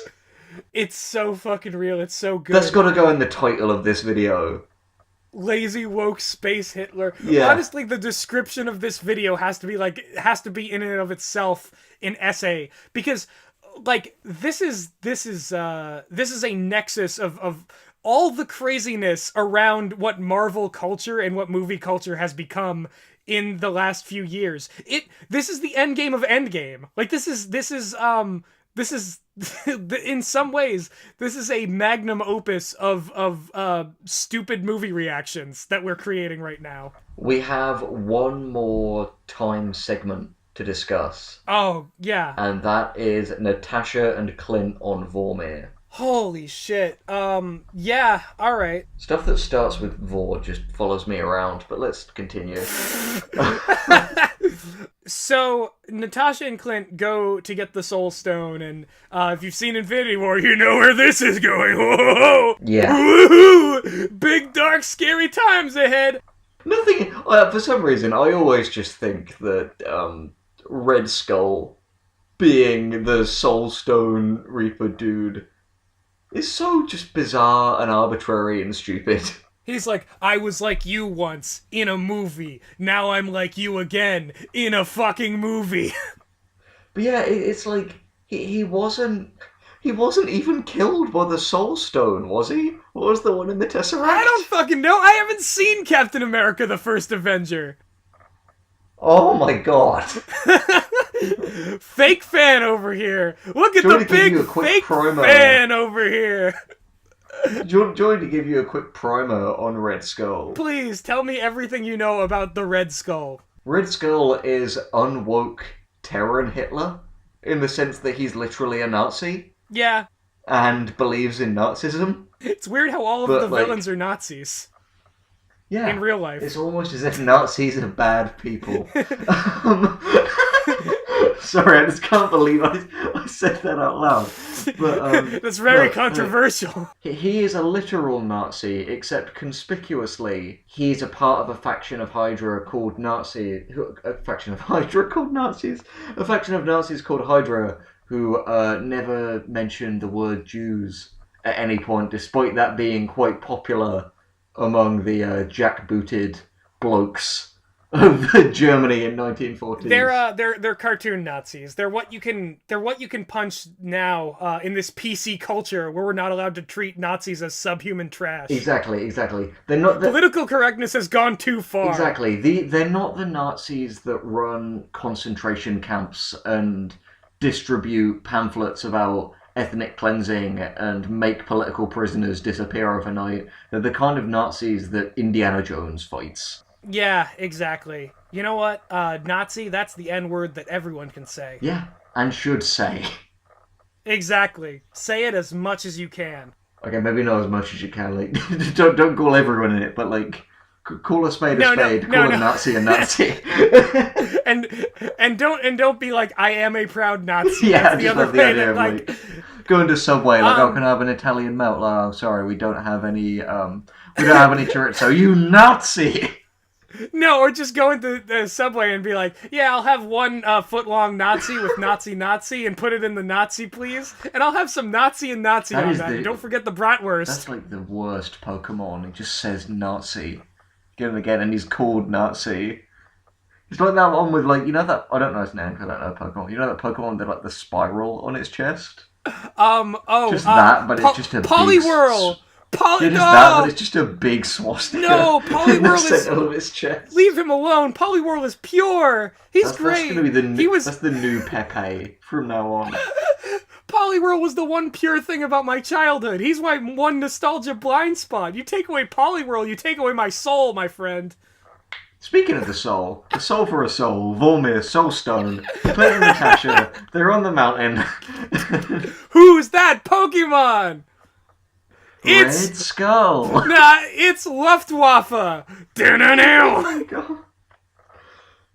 We really have just been true to the film, and the fact that this like second hour has just been abject madness. It doesn't matter anyway. People who have watched this far and don't know that that Natasha dies, and Clint survives. That's what happens. And you know what? On paper, I feel like this would have been shoving another woman in the fridge, but yeah, it does. It does feel a lot like Vormir always kills a woman to enhance man pain. Yeah. But in this particular case, she chose it, and it's a natural, like, she's the one who doesn't have a family to go back to. She's the one who's like given up everything for this cause, and it's like, it almost feels like it's taking some agency away from Black Widow to say that she's been shoved into the fridge for the sake of Hawkeye. I see that. I just thought of the most horrible thing. No, this joke would have so ruined the moment, which is a thing that I'm angry at a lot of the rest of the film for doing. But the degree to which I would have respected it if, like, you know how they show Black Widow down there, like the blood covering her head? They pan slightly to the side and just Gamora's skeleton right next to it. Oh my god, that was like, who moved it? Yeah, you know, that is, just Gamora's skeleton, but, like, with the red hair and the full outfit on, just right next to her. It's, you know, I'm not gonna lie, it is a little troubling and weird. It's hard to really pin down my feelings on that. Cause on the one hand, someone did have to die, and they were setting up this whole thing with Clint going back to his family and getting them back. Like, he's the other main character, even though they're all fucking main characters. There's no main character in this. This movie is not paced, traditionally. This movie does not follow the rules of, you know, the hero's journey. This movie is all over the place, and that's one thing I deeply respect about it. However, Vormir is just this place that eats up women and spits out MacGuffins. Yeah, it does. It very specifically eats traumatized women. Yeah. And in a way that imbues people around them with man pain. Because it's never just the people who are there on the site. Like, when Gamora dies, it gives Thanos and Star-Lord man pain. And in this, it gives both Hawkeye and Bruce man pain. I don't know what kind of mad idiot is going to watch all the way into this point of this video, but if we can get some fan art of Red Skull with like a wheelbarrow, like a Carnival Barker hat and cane, and just like, step right up, lose the girl, save the world. Step right up, get your plot coupon right here. All you have to lose is a loved one who happens to be a woman. Who happens to be a woman who's gone through shit. Get your man pain here. Get your man pain. Fresh hot man pain. Right off the griddle. Everyone gets your man pain. All you need to do is take a female character and chuck her off the edge. I'm a Nazi. You waka waka. Yeah, just like, but it's just never not gonna be troubling. Yeah. Like, it's just, the Vormir thing is just dodgy, and they did it the same way twice. Yeah, because, like, yeah, it's one of those things where the Roosters are like, oops, balls, guess we gotta do this again. Let's hope no one notices. Yeah, they'll notice. They will Okay, notice. so to honor their fucking wishes, let's not dwell on Vormir. Yep, let's move on. Because they clearly don't want us to, so... Alright, so everyone gets back now with the stones? Oh, yeah, everyone gets back, but we've got a swapped Nebula situation, because Karen Gillan's been doing some very carrying a lot of weight for this movie. To be honest, I think this is the best insight we've gotten into the whole Thanos as an abusive parent angle without making Aside from Guardians of the Galaxy 2. Yes, yeah. Yeah, where he's not present, but his presence is clearly felt. And it's felt in a very emotional way.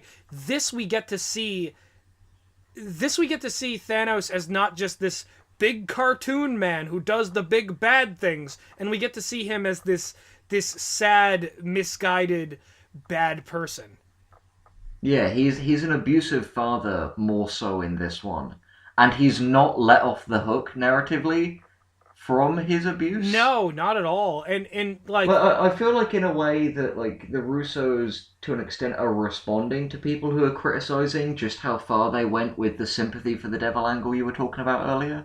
yeah, and it's one of those things where, like, the Russo brothers, you know, I'm not gonna praise them. I don't think they're, like, I have very little strong feelings about most of their filmography, but the fact that they either anticipated that the angle they did with Thanos is not, like, a cool way to think about the character, because these were shot back to back. Either that, or, like, they downplayed it in edits. The Infinity War version of the character, they definitely, at least in this movie, frame as completely wrong-headed and also futile in the face of, you know, what heroism really is. I mean, he even admits that, like, oh, I thought people would thrive. They didn't. Yeah. And I think to their credit, they're a lot smarter than the people who, like, saw Thanos immediately. These people who just needed the smallest, like, whiff of that sort of mentality to, like, justify all their weird, you know, society is degenerate. There's just too many people. Like, wouldn't it be better if there was, like, you know, all those people who just need the tiniest little grain of salt to just be like, well, you know, boy oh boy, did he do the right thing. The Russo brothers are smarter than that, and they've shown that in Endgame. And it seems like they made a joke out of that whole Thanos Infinity War thing. Like, Thanos in Infinity War is Rick fucking Sanchez. Like, let's be honest. He is. I love the idea of, like, you know how at the end, before the big battle, which, no, I'm not going to go into too much detail now, because we'll get to it when we get to it. Yeah.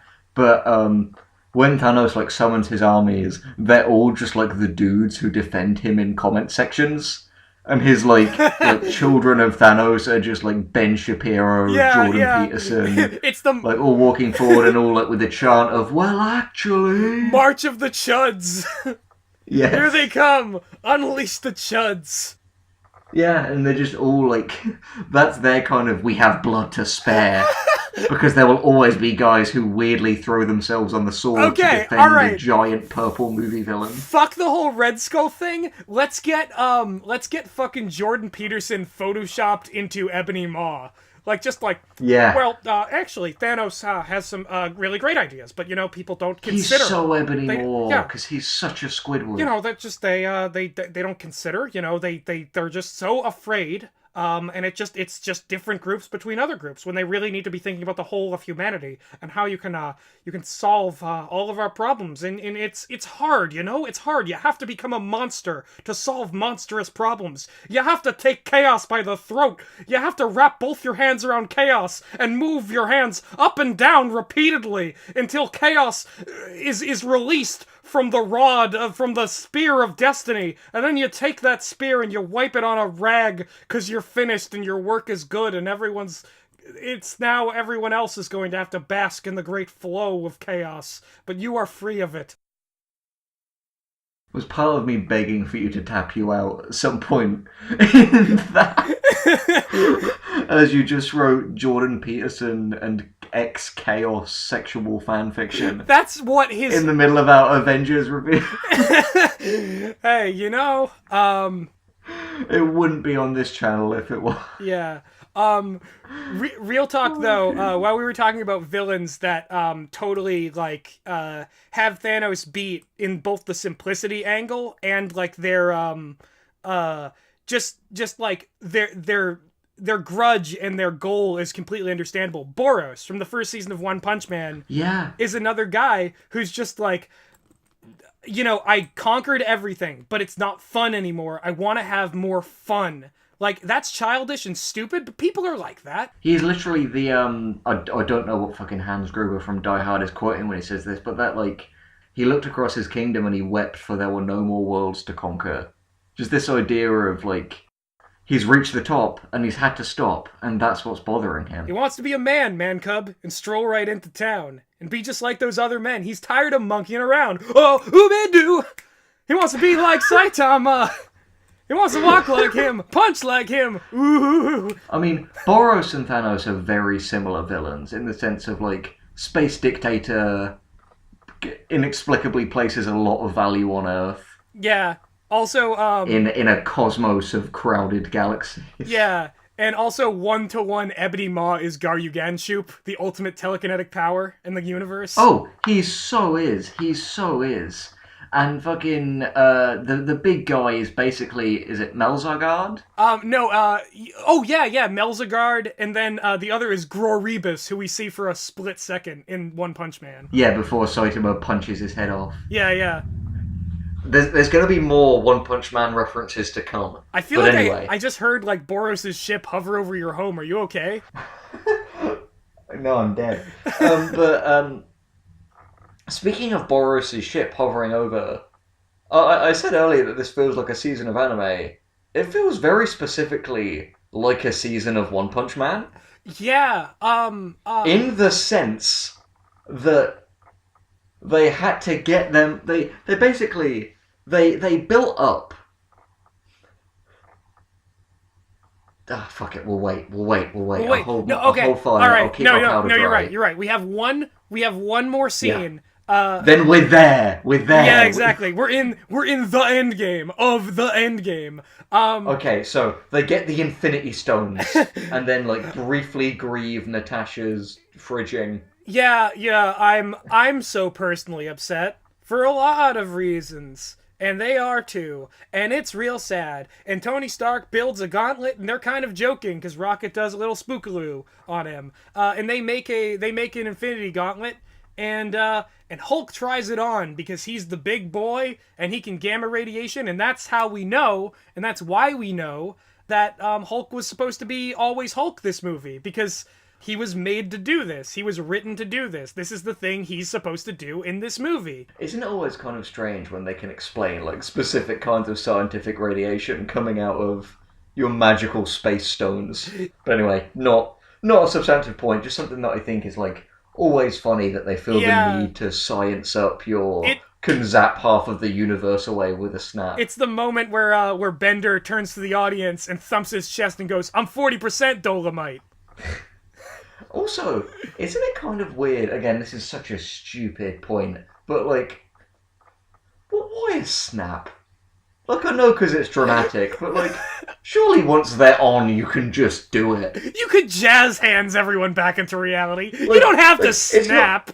Exactly, like, it's not as if, like, the gauntlet existed. What, because it's a glove? Yeah, because, like, Thanos had the gauntlet made by giant Peter Dinklage.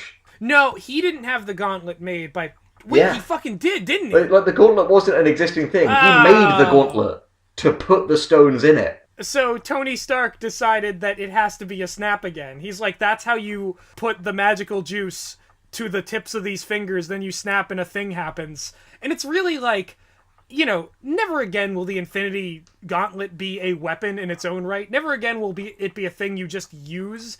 This is very clearly a make the plot happen thing where you just snap your fingers as soon as you get it. It's a nuke. It's a doomsday weapon. Like, it's not something that has any practical combat purpose, because the second you have it, you are a demigod. Yeah, exactly. Also, can we just say, I hate to be that guy, but when Hulk is holding the weapon and he's about to snap and release that huge gamma radiation, how come everyone's just in the fucking room with him? To be fair, he was literally, like, kissing distance from Thor when Thanos snapped in the first one, and Thor doesn't appear to have late-stage cancer, so I'm guessing the gamma radiation is both extremely powerful and imperceptible, to the point where it's not worth thinking about. Yeah, it doesn't fucking matter. Yeah. Also, I think we almost glossed over it, but Thor being the one who so desperately wants to use it, who wants to use the gauntlet so badly, that's another beat from sad Thor that I really like. From dad bod Thor. From dude Thor. Like, that, honestly, I get why you might have problems with dude Thor, but I love dude Thor. It's weird to think, isn't it, as well, sorry, just the actual dude was the villain of the first MCU film. Oh, yeah. Huh. How about that? That's so weird. Wow. Sorry, let's end this.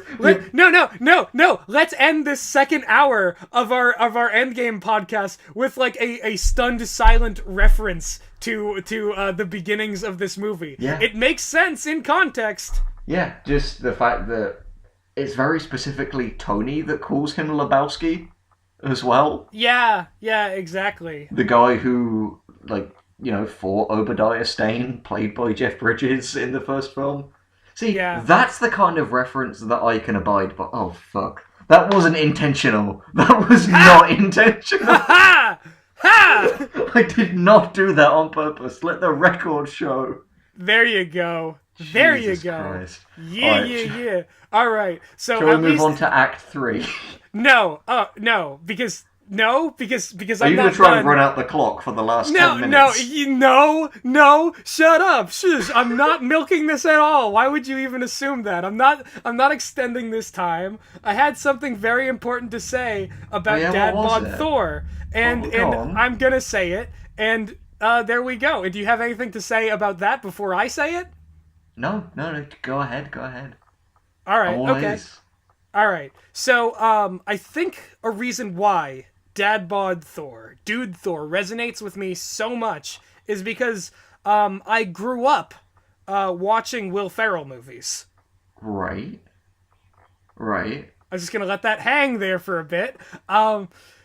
So there's a moment in all of these Will Ferrell movies. Talladega Nights. I think Elf has one, but maybe not the.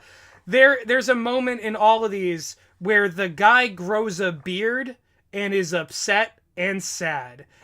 The Will Ferrell Dark Night of the Soul. Yes, and I don't know what it is, and I can't define it. It might be something in my blood. Do you feel what I'm feeling? This might also be, if you don't, this might be a quintessentially American feeling. I'm gonna pull that card on you. Oh no, I grew up with Will Ferrell movies. I love the Adam McKay. I love Step Brothers. Love Talladega Nights. I think ultimately, what this particular thing about Thor is going to come down to is just like, it's something that you have to kind of go by feeling. Like, I think ultimately people's reasons for liking it and disliking it aren't mutually exclusive. And at the end of the day, it will essentially be like what nerve endings it lights up more for you. Yes, and in my case, it specifically got to the Will Ferrell sad beard man feelings, because there have been times in my life where I've been a sad beard man, where I've looked in the mirror and seen the length of my hair and realized this is the length of my sorrow. This is how long it's been. No, I'm the same. I need to shave right now, but shaving takes so much emotional energy. Yeah. No, it does. It does, and nobody gets it. Nothing takes more emotional energy than a shave. Yeah, it's like it, shaving is more than ripping a Band-Aid off. I would rip a Band-Aid off my arm sooner. You're changing yourself stroke by stroke. And that's what I get here. That's what the beard means. That's what the sadness beard is. And that's why this resonates so much with me. And I guess why Will Ferrell movies do. I mean, sheesh. It's been a while. That'll be your next video essay. But no, the beauty of Will Ferrell movies and how Elf subverts them by not having facial hair. While I don't feel that same sting, and I still stand by my reservations about how Thor's characterization is handled in this film, I at the same time completely understand and respect your like reasoning on this. Like, it makes total and complete sense to me. I can understand it even if I can't feel it. Oh, wait, we totally glossed over the mommy scene. We touched upon it, and then we didn't come back to the mommy scene. Stop saying mommy. It's creepy. But let's go to that scene. Okay, all right. Okay. By the way, this is another just very weird, specific kind of gender role that we have under the patriarchy. The fact that a woman can call her mum kind of like whatever she wants. And again, this is not like a feminist. This is a result of the patriarchy. But yeah, absolutely. A man can call his mother mum, or mom if you're American. Because if you call her mommy, you're having sex with her. Oh, or that. Like, as an adult, I mean. If you call her mommy, you're having sex with her. If you call her mother, you have killed her and wear her clothes to kill people. Those are like the two settings, do you know what I mean? Yeah, this is like, man, why are we so disgusted with our own relationships with our mothers in this society? I feel like Oedipus left such a strange, like, Freud just left a weird scar. Yeah, because it was not Oedipus's fault. Oedipus got fucking punked by the universe. Yeah. Like he did not harbor any such feelings towards either it was all his family, who were like, this is gonna happen, and then he didn't fucking know. He just knew that there was this asshole who fought with him on the road, and that, like, his wife was around to be his wife now. I will always die on the hill of the fact that Freudian theory and psychoanalysis is a pop culture meme that became a self-fulfilling prophecy. That when it was created in no way reflected reality, but went on to reflect reality because people wanted to believe it did. Actually, if you look closely at the theories of Freud, and especially Carl Jung... Oh god, here he comes. And especially Carl Jung, you'll see that actually everything he said is completely true and insightful, and I know that because I believe it to be so, and I can't be the only one who believes it. I can't be the only one who wanted to bathe my mother when I was a teenager.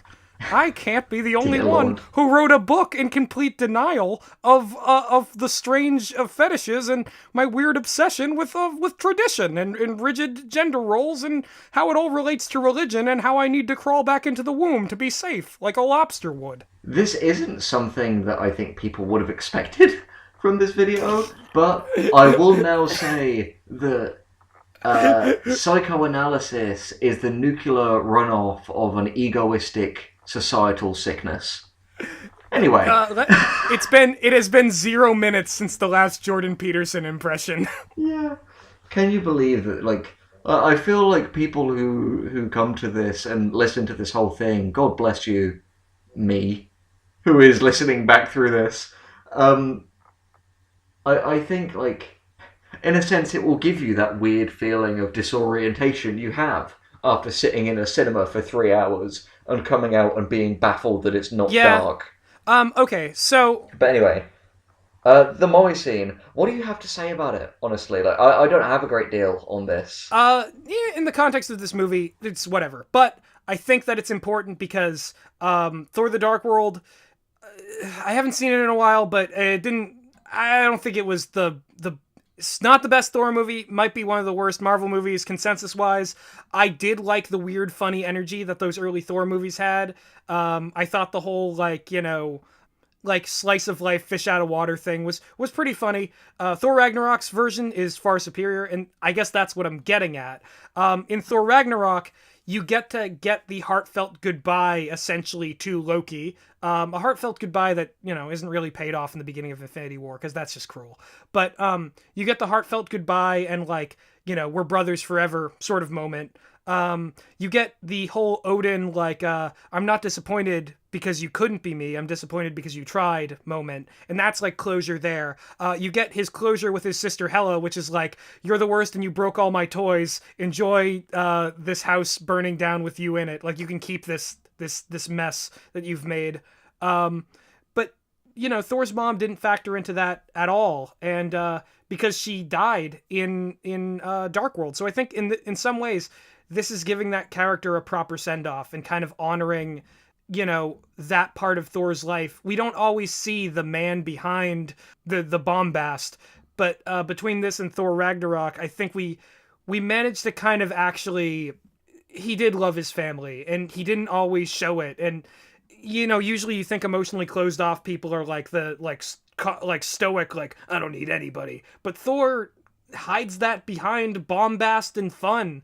And to see him actually be like, I never really got a chance to say goodbye to my mom or to process her loss in a really authentic and meaningful way. And to have him do that, I think is worth seeing in this movie. Do you know what? That's fair. I concede to that being a really good reason to have her in that scene. Like, I think it's like, that's a valid reason. And I'd just like to say, for the record, that was a good thing to talk about there, because it referenced quite directly, a callback to a previous film, and now we're on hour 2. Yes. Just one more thing. I feel like the end of Thor's character arc in this movie is when Mjolnir returns to his hand, and he says, I'm still worthy. Yeah. Yeah, that's a great moment, because that's his kind of self-actualization. That is the end of a character arc that began in Thor Ragnarok. Yeah, basically, this doubt, like, the destruction of the hammer was the beginning of the dissolution of Thor to an extent. Broken Thor has become unbroken at that moment. Yeah, absolutely, absolutely. Alright, okay, so, now comes the big chungus of the movie. Yeah, so, do you want me to walk him through it? Yeah, please. Take me into the danger zone. I want you to take me right into the danger zone. Alright, so, Hulk sort of snaps his fingers and does the thing, brings everyone back. We don't see it, it's just presented through, Clint getting a call from his wife, implying that everyone who was snapped has now snapped back. The Hulk is quite heavily injured. But meanwhile, past Nebula, who has come back disguised as present Nebula, activates the time machine after tampering with it to create a time portal which allows Thanos to play Boros and have his big ship hang over everything, positively nuke it, and kill nobody. Yeah, kill no character. Nobody dies as a result of this. And after, we get quite a few, like, intimate, like, intense, enclosed fights, like the scene with Clint in the hallway with the Outriders when he has the gauntlet and he's running away. Mm-hmm. And we have Tony, Cap, and Thor taking on Thanos again. And with the One Punch Man parallels, do you think we have the right to talk about, like... Because I think it's easy to think, like, oh, the fights are just there for eye candy between stories, but... Ideally, in good storytelling, everything is used. We use every part of the Endgame here when we're cooking. Yeah. And fight should express character and tell story. So a fight should never just be a throwaway thing. That's been a hallmark of some of the weakest Avengers films, like Age of Ultron, where the fights were just there to be fights, rather than actually expressing anything about the character or really propelling the story forward. Yeah. Which is why... And again, this is going to seem bizarrely frustrating, but I think I might have at least a bit of an explanation for it now that was actually based on things we've discussed throughout this, and I'll see if you can guess what it is. Okay. But, I find it really frustrating that in Infinity War, this really ragtag group who are Iron Man, Spider Man, Doctor Strange, and some of the Guardians managed to hold off Thanos on Titan for a considerable amount of time when he had a few of the Infinity Stones. Whereas those same characters who are like buttressed by even more powerful characters, like one we'll discuss soon, Thanos could hold his own against them despite not having any of the stones. Okay. That weirdly frustrated me. And the one... Do you think you can guess what I think my one excuse that might temper this could be? I actually... Wait, what is the time where Thanos was up against more people than that?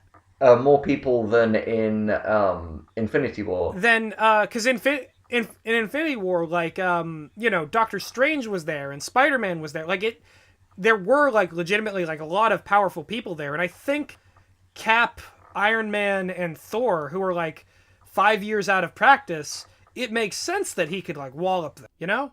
Yeah, that's fair, that's fair. I think particularly it comes in later in the fight when a certain character returns and, like, things aren't played entirely consistently at times. Again, it feels like a smaller nitpick now in this context, and my weird excuse for it was maybe he's just more comfortable with his Darth Maul sword than he is with the Infinity Gauntlet, which he was still just kind of trying out at the time, whereas presumably if this sword is his weapon of choice, it's something that he's pretty, trained with. Okay, headcanon. Thanos gets really good with this sword, and just like he's butchering everybody back in 2014, and he's like, "Yeah, me, Thanos, the double-bladed man. I'm so cool. I'm so strong." And then a few years down the line, he's just like, "Fuck it, this is stupid." He just went through a phase. He just went through a phase of like, "I'm gonna be a swordsman," and then he's like, "Nah." No, now it's all about population control. That's my new thing. Oh, yeah, I can't mass kill half of the universe with a sword. Thought my arms would get tired. People gotta take me seriously. They gotta look at me like I'm a threat. If I use this stupid, how do the physics of this thing even work? No. I gotta get a magic glove. I'm not some dumb comic book This villain. sword makes me look like a Bionicle. Yeah, I gotta punch people like a real dude. Do you remember Bionicles? I remember Bionicles. It looks like a Bionicle weapon. Honestly, one of the portals Doctor Strange should have opened up what is just to Bionicle Island, and All American Rejects starts playing as they just jump out.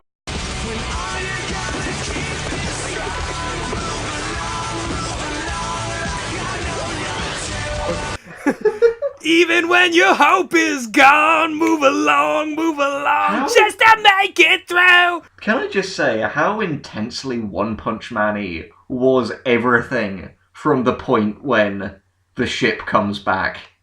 Very, cause you just see everyone, you just see all the heroes, all the warriors, this is, it's Super Smash Brothers, the movie, you know? It's like that level of, It is like, let's see how many people we can squeeze in, even if it means totally glossing over any element of characterization. Yeah, because they're not there because they had involved story arcs, they're there because they're fun, and you get to see them in the movie. Yeah, again. It's true. It just become don't get me wrong, sitting there watching it in the cinema, it's easy to be cynical.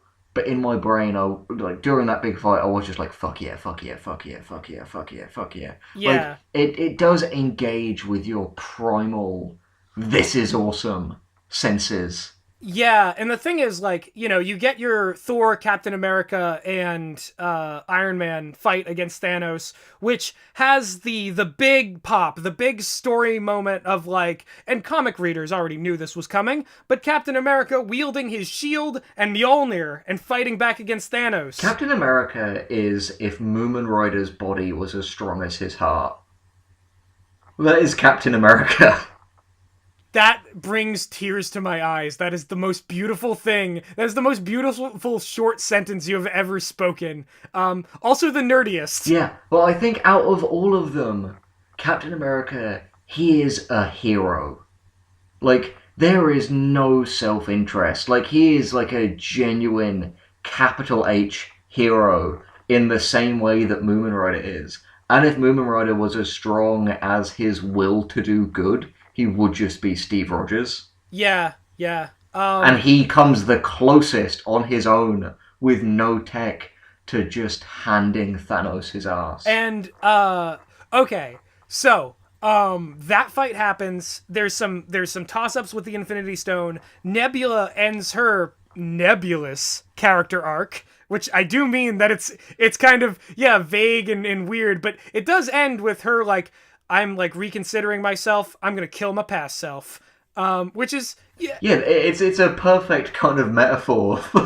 Well, a bit on the nose, but like perfect at the same time. Yeah. There's literally no better metaphor for her character development than shooting the Thanos-obsessed version of herself through the heart. Yeah, and like that self not knowing that she could change. It's really sad too, because they tried to save that other Nebula, but it's just irreconcilable. Like, you know, the only thing that can save Nebula is the experiences she went through with the Guardians of the Galaxy and her Gamora, like the Gamora she met in her universe. Can I just say, I hated her kneeing Quill in the balls, because, like, again, I don't think they should have had a kiss, because obviously she doesn't know him, but it just felt like a nasty thing of just, oh, sincerity, quick, joke. Yeah, well, it's also like it's totally like a, did you guys hate that Star-Lord made the big mistake last time and made everything go bad? Here's him hidden in the nuts. What a goofy clown. Yeah.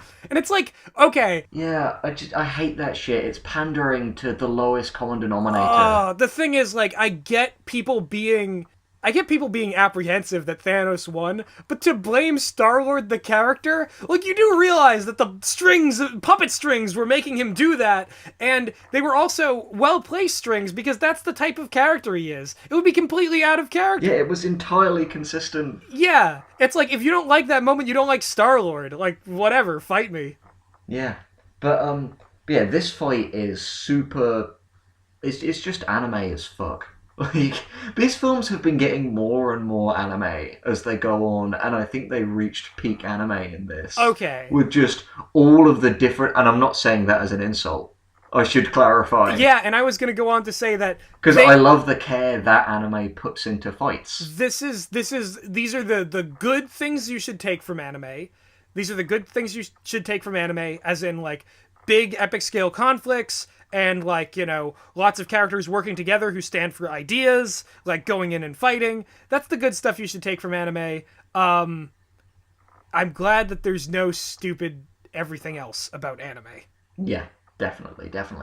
But yeah, because I think this might be one of my few opportunities to really drag you over to the dark side with me, shall we talk about You-Know-Who?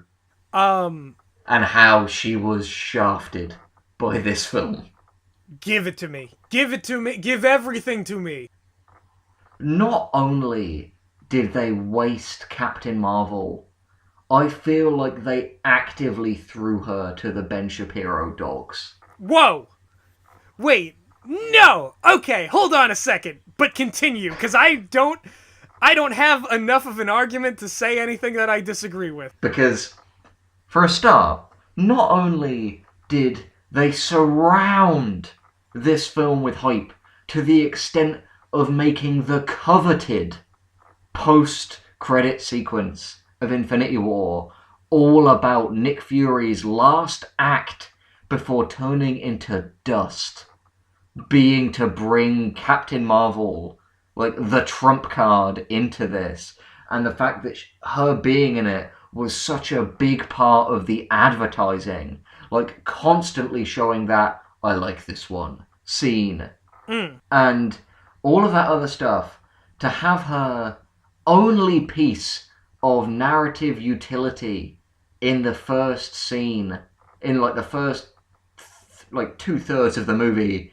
be to bring Tony and Nebula back into the story, and then to suggest killing Thanos, and then come back at the end to do something that honestly any sufficiently powerful character could have believably done. Yeah, the other thing is, like, they reduce her characterization to just being strong in a way that lets the douchebags call her one-dimensional, strong female character pandering. And that I find unforgivable. I think... Okay. I will agree with you that she is just down to her basic utilities, for sure. Like, the first part of the movie where they, like, she brings Nebula and Tony Stark back, and the fact that the end credits scene of her own movie is kind of cut out, like the scene where she first meets them is cut out, that was weird to me. That was so weird to me, because, like... That's so bizarre. Because it's like, it's almost like you've got two different reasons she shows up. One, Nick Fury summoned her. Two, doing superhero stuff, she happens to find these two out there and bring them home. Like, it's weird, it seems contradictory, and the movie doesn't care to tell us which is which or why is how, you know? They literally poochied her after her first few scenes in the film. They did, I have to return to my home planet, my people need me. You're so right. Oh my god, you're so right. Okay, but the reason they did that, by the way, can I just say, is the reason they have a tournament arc in One Punch Man Season 2, that to make a monster invasion interesting, they have to get rid of the character who could effortlessly defeat all of them on their own. Wait, that's... We haven't gotten that far. In One Punch Man. To be fair, by the time this comes out, Metal Bat is going to be out. What I'm gonna say is that I disagree with you about they threw Captain Marvel to the dogs, because I feel like this was always the intended course for Captain Marvel in this movie, and maybe she was edited down a little bit.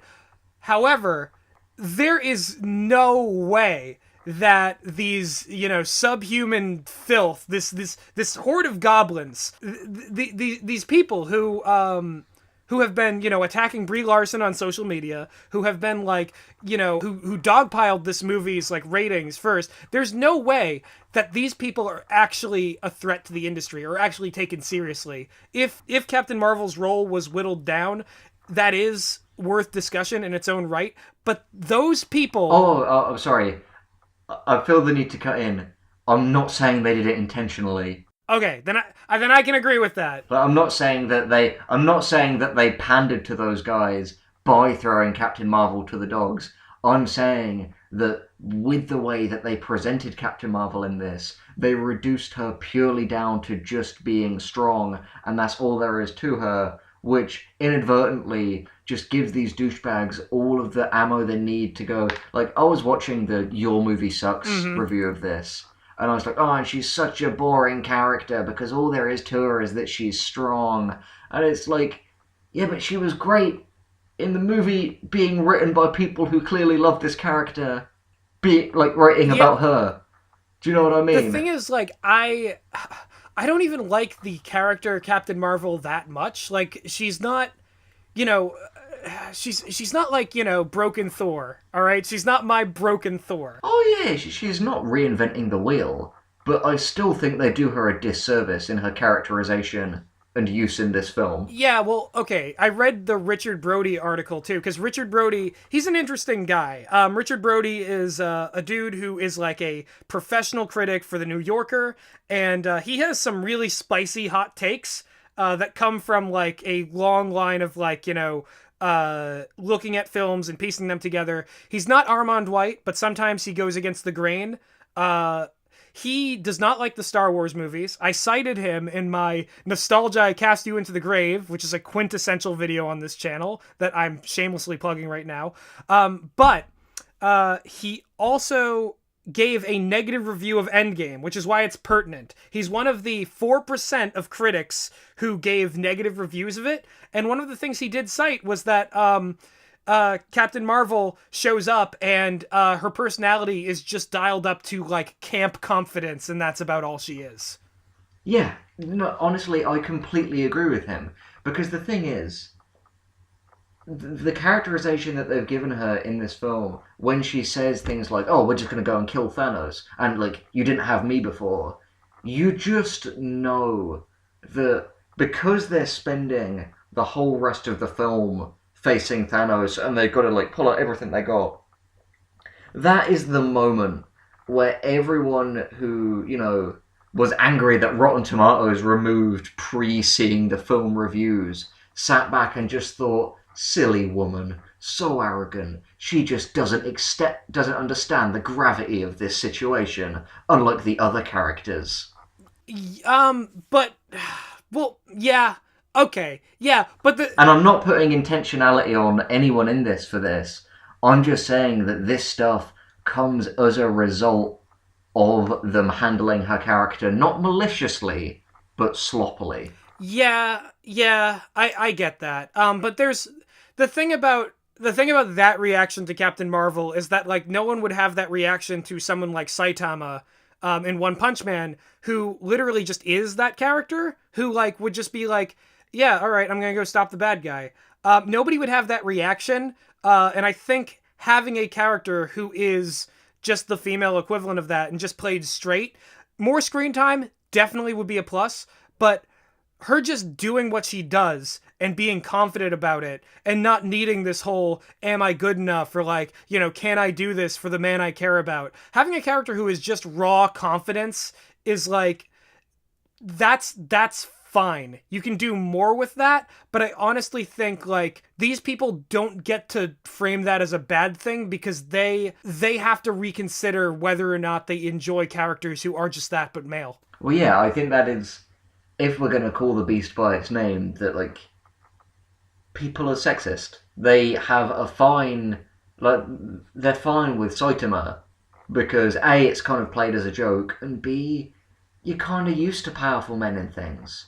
So a guy just being the most powerful man isn't that much of a stretch. But the thing is, when people see the strength of a character like Captain Marvel, much like how people think like giving more rights to women is like taking rights away from men, they see power when a woman is involved as a kind of zero-sum game. When they see the strength of Captain Marvel, they see, well, that means that all of the male heroes are weak and they're my self-inserts. They're where I like impose my own values and personality, and it makes me feel weak. They ruin the fantasy. Yeah, and it's also just like, well, they just made her powerful using the artifice of fiction, which totally doesn't apply to any of these other characters. Yeah, and these same guys who are like, I think what's so frustrating about it is the fact that like they're so terrified, thinking like, not only will power not get me the girl, I'm not powerful, and the girl is powerful, and I still don't get her. Yeah, exactly. It's like that's why they're so mad about. We've lost whoever's left. No. We've kept we were looking at a balanced universe. The half that remained of however many times we've snapped our audience in half, the half that remains can enjoy the bounty of this new world, this grateful universe. This is like if this video has been like. This video has been like if Thanos took up jazz and he's just in the side of the like the side of the fucking jazz hut just going. Stop it, Thanos! Along to the music, just slowly halving and halving. We'll have like half of one person. Okay, all right. Half of one person who remains as you bleed out. With no legs. Just one thing I want to say, and this is also coming back to Richard Brody.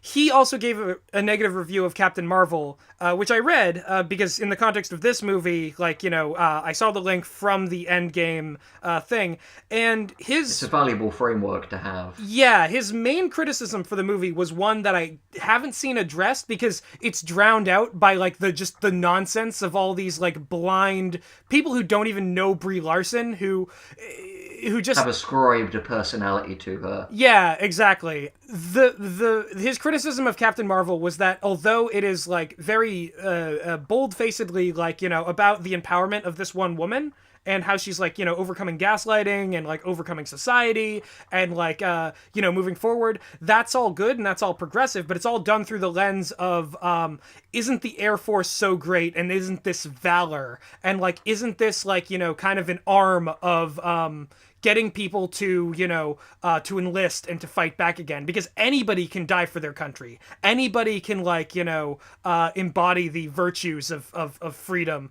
And so everyone should, is kind of like, because that's a reading you could definitely have of Captain Marvel. Honestly, that is valid, but I would only take it seriously if he has said the same thing for all of the Captain America movies pre-Winter Soldier, when he starts being critical of what he's working for. Okay, Richard Brody very well might. The man's a maverick. I have not read his reviews of Civil War, but the thing is, he disliked Force Awakens and The Last Jedi, and I mean, he likes the prequels of Star Wars. He's done positive reviews about that. And I've followed this man, and even though I can't bring myself to agree with him on a lot of fronts, he fascinates you. He's fascinating. And he did a very positive review of Colossal, which, as I've mentioned before in this, is my favorite film of all time. So Richard Brody's an interesting dude, and it's so much more fascinating to look into the nitty gritty of people's reviews than just see, 96, or 75, or 38. Yeah. If you actually, because you know who's obsessed with percentages? Thanos. Yeah, exactly. He's like, oh my god, you got it, you nailed it. That's what it is. He's just so obsessed with oh well, if this is the ratio, then things will be good forever. If I can just whittle down the thing. Wisecrack did a really good video about how Thanos has changed from his portrayal in the comics, where in the comics he's a very kind of emotionally driven, he's literally courting death character. Yeah. Whereas in the films, because it so reflects the kind of evil that we see in real life, he is a guy who is obsessed with data and logic and this idea of objectively wrong and mephitic ideas that he has twisted data to justify. Snaps don't care about your feelings. No, he's literally the Ben Shapiro of villains. Yeah. Just, well, if you look at the statistics, it's like the Mark Twain quotes, and there are liars, there are damn liars, and statisticians.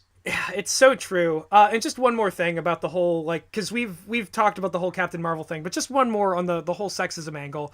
I feel like there's something incredibly juvenile about the dislike of characters like Rey or Legend of Korra of Korra, and what it is.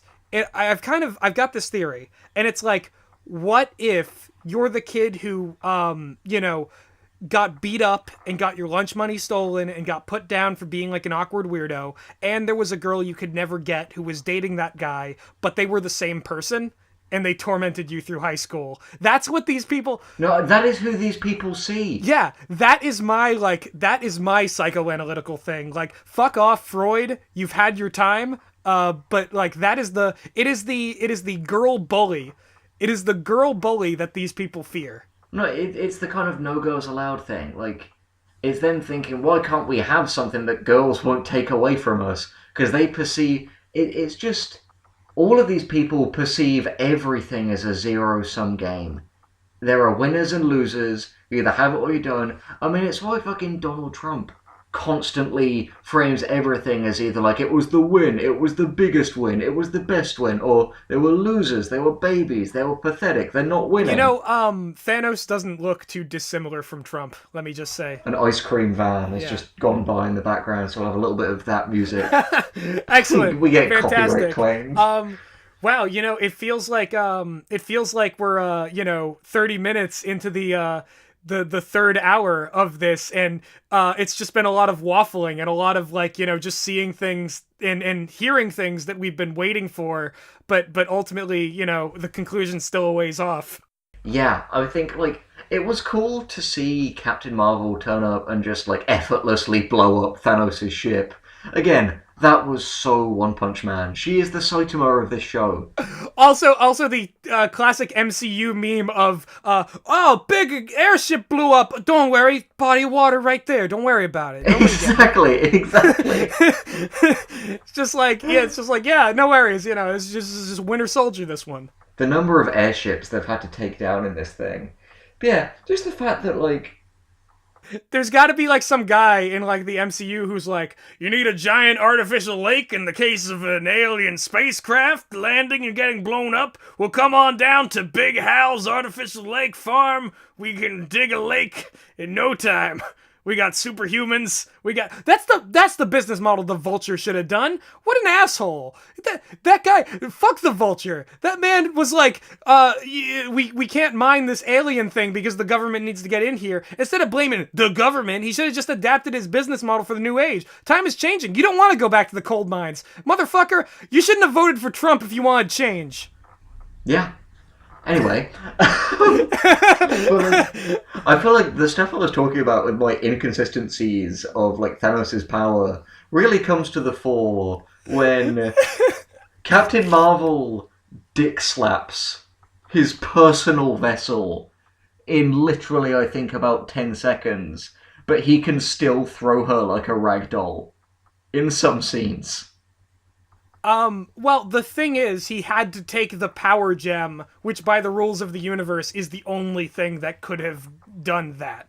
He has to take the power gem out of the gauntlet to do the big punch. Oh yeah, to do the big punch, to be fair. Yeah, he had to grab an Infinity Stone. But, Yeah. I think on the whole, it was a fun fight, also. A moment that my mum really hated, just because she thought it was really patronising, Yeah. was the "she's not alone" moment, where they very conspicuously just have every female character of the MCU who's not been fridged team up. Okay. But, if that didn't happen, we would have just had, like, let's stand, Thor, Iron Man, and Captain America fight Thanos because, like, manpower, and then, like, no alternate version of that. Yeah, it's true. But again, it's like, the fact that those trio got together wasn't because of their inherent maleness. Do you know what I mean? Whereas the female characters, like, it smacked of the same kind of thing of the gay representation, quote unquote, of just the fact that, like, yeah, we've not treated female characters great in this. We kind of had two main ones and we threw one of them off the fridging cliff again. Yeah. So here's some lip service. Exactly. To give, like, the darkest possible metaphor, it's the Russo brothers walking out of the room and just being like, man, I just, like, fapped up a storm in there. It's your turn, lady. Go in, and you can do it, too. Yeah. You're allowed to. This is the fap chamber, and you're getting invited in. I'm not going to be in there, because that would be weird and sexist and predatory. But Just you gotta can keep go it under in. 30. We're male feminists. We're totally, like, on board with you. Like, girl power. Yeah, get in there. And That's just, what it there's was. no hidden cameras. We're not watching. We're not creepy. That's what it was, though. It was hashtag girl power. It was very, we want people to gif this moment. Oh my god. Like, rather than putting the groundwork in, we want to pay lip service and just have this very, like, it was such 90s Disney feminism. Yeah, it's like, look at how empowering our film is. It made me think of Lindsay Ellis's review of Beauty and the Beast and how she kept replaying that line of teaching another girl to read. Like, it was very kind of that. Yeah, it totally was that. Like, it was just, see, ladies, we're on your side. Look, ladies, and they're fighting people. That's what strong female character means, right? But you can't solve the plot. You can't actually, like, do it. Thanos is just gonna blow up the time machine before you get there. Yeah, like, ultimately it's in vain. All that really ever matters is Tony getting the gauntlet at the end. Yeah, the thing is, like, that's so cool. The thing is, too, it's like, look at how much representation we have. Like, here's these, like, these Asian wizards and, this whole country of, like, African warriors, who will be our cannon fodder. Yeah, who will die in the thousands. I mean, you know what? We still had, like, Okoye and Black Panther and Shuri walking out of the portal and being, like, the saviors. So we have to give them credit for that. That's true. Can I just say, dick move for Tony. We the arbiters, two cis white men, the arbiters of, progressivism. Like, yeah, exactly. Let the record show, this is the most, like, double meta woke Infinity War take there could possibly be. Like, I think this far in, we've touched on like everything, like body shaming, like sexism. Like this is postmodernism. This, what you're listening to right now, this is what Jordan Peterson fears. Send this to him in mass, because Can I just say, I want to see what he thinks of my impression of him. Did I do a good job? Say, this is going to be a funny thing to have on the record. I'm not sure we'll be able to make it the whole way to 3 hours, because I'm starting to get texts from my loved ones who are worried about me. That is how long we've been doing this. Like, Henry, are you okay? I need you. Oh my god. My like Captain Marvel paper is being pushed right now. Oh my goodness. No, we got this. We can power through this. It's almost. And feel free to answer a text. You know, you don't have to keep them completely in the dark. It's like, it's nearly 7 here, so it's getting sort of like dinner time. You know what I mean? But Oh, sure. Yeah, we live in different time zones, so I'm at like it's about 2:00 for me. And in case you couldn't tell by the accents and the disparity of our mic quality. Yes. Okay. But yes. So the thing is, the big grand relay race where Spider-Man and Black Panther and all the women's every single one. I'm just gonna veto, just full on veto. You will never hear me in any video, whether ironic or not. You will never hear me beyond this one utterance say "woman," because that is the worst fucking meme I've ever heard. Oh, it's so bad. Go away. I won't wish death or suicide on anyone, but just go away. Just go away. Never come near me. Yes. Go away. Destroy them all. Destroy them all. Destroy all of them. Let's not specify who them is. Let's keep that really vague. Yes, it's always safer that way. Thanos is back. Yeah, exactly. The bad people. With a vengeance. But yes. The big... I thought it was really cool how there were so many running things and big things, and it reminded me a lot of D-War, where we have dawdlers and we have Bolkos and we have Sauron and we have all the people coming out, all this generic army. It was such a Lord of the Rings sequence. Okay.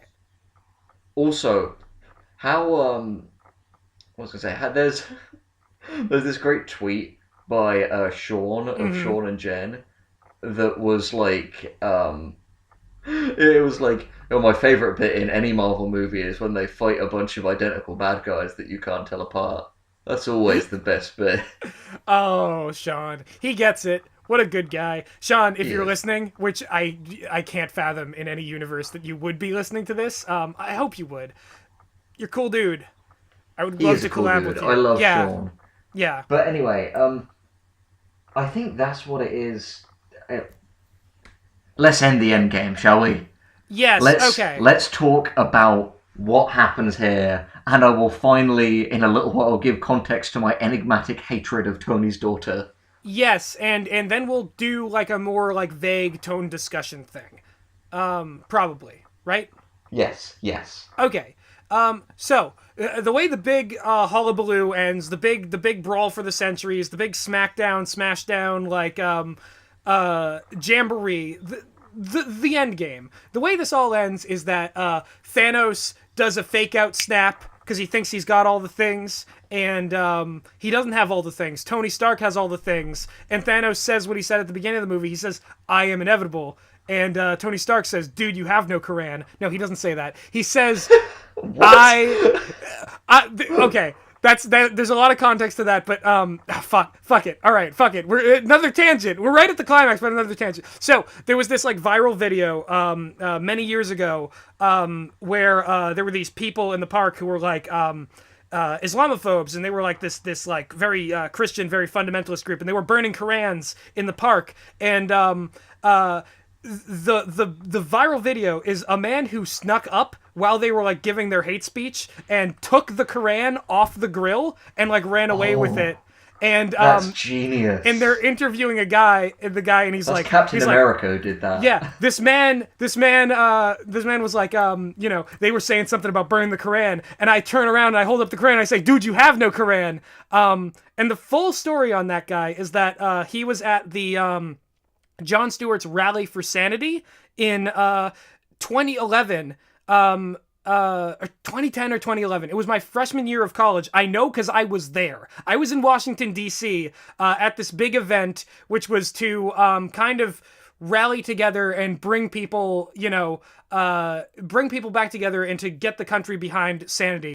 We hear every damn day about our fragile country, every damn day about the brink of catastrophe.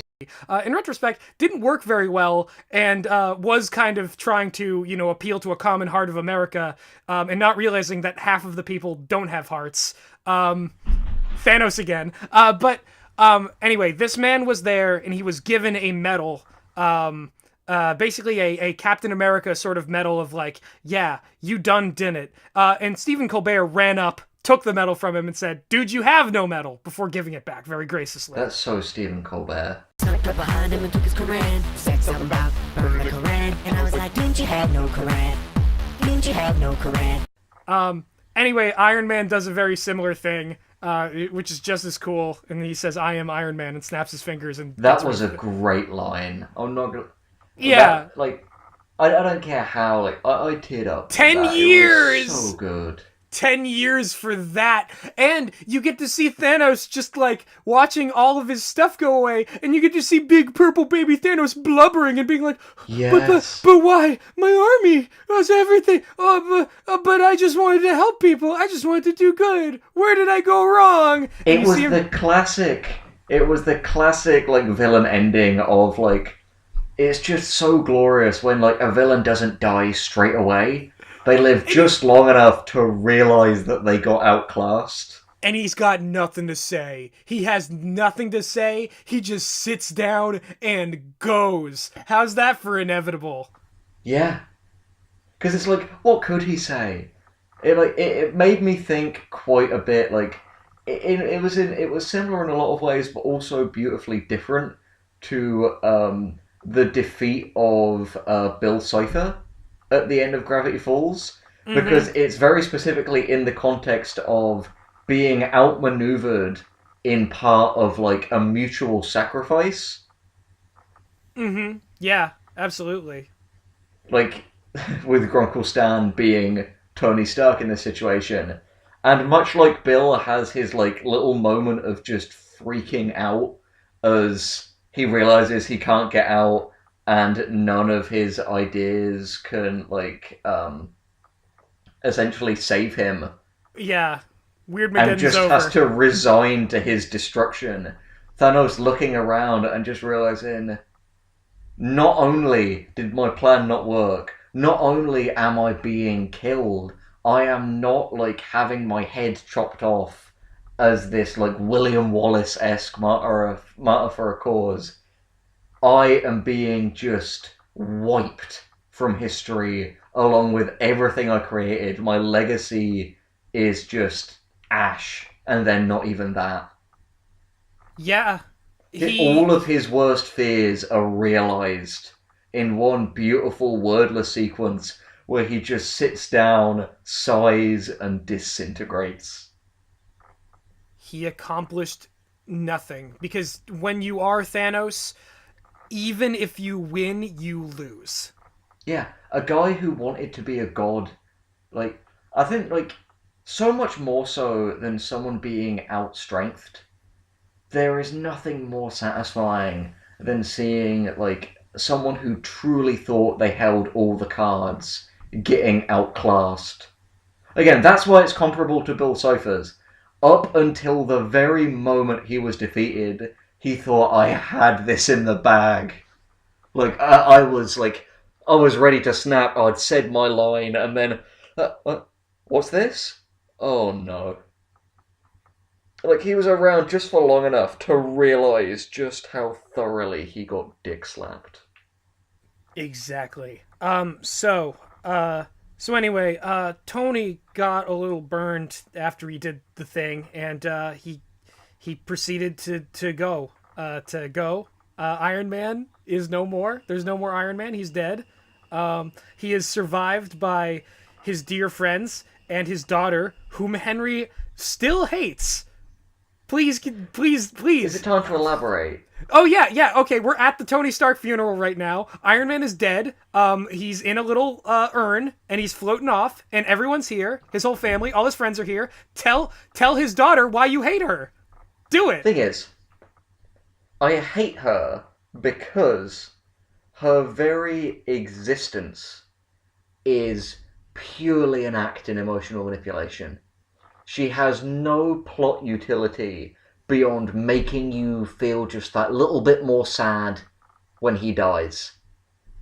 And the thing is, to me, that shows a lack of confidence in the inherent sadness that comes with the death of a character we followed for over a decade, that you felt the need to sprinkle on, and also he leaves an orphan daughter on top. We just didn't need it. It was too much seasoning on an otherwise lovely meal.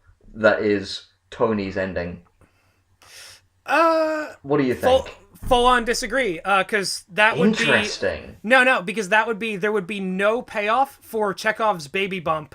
The thing is, Pepper Potts was pregnant in the last movie, and to not even address that, to, like, not even have that kid, like, if there was some, like, Pepper Potts got a race too, that would be the stupid angle to take there. And I think having this daughter here, and you can have complaints about how the daughter character was written, but seeing Iron Man with a family is deeply essential to his character arc being complete, and deeply essential to, like, honoring the wishes of Pepper Potts. To erase that and to have, like, the one more surprise of him being whisked off by Doctor Strange into that, like, other world, and to have that never pay off into him, like, actually being a good father, that does a disservice to Iron Man, and it does a disservice to the idea that these characters can be happy in any capacity in a way that's not, we beat the big thing.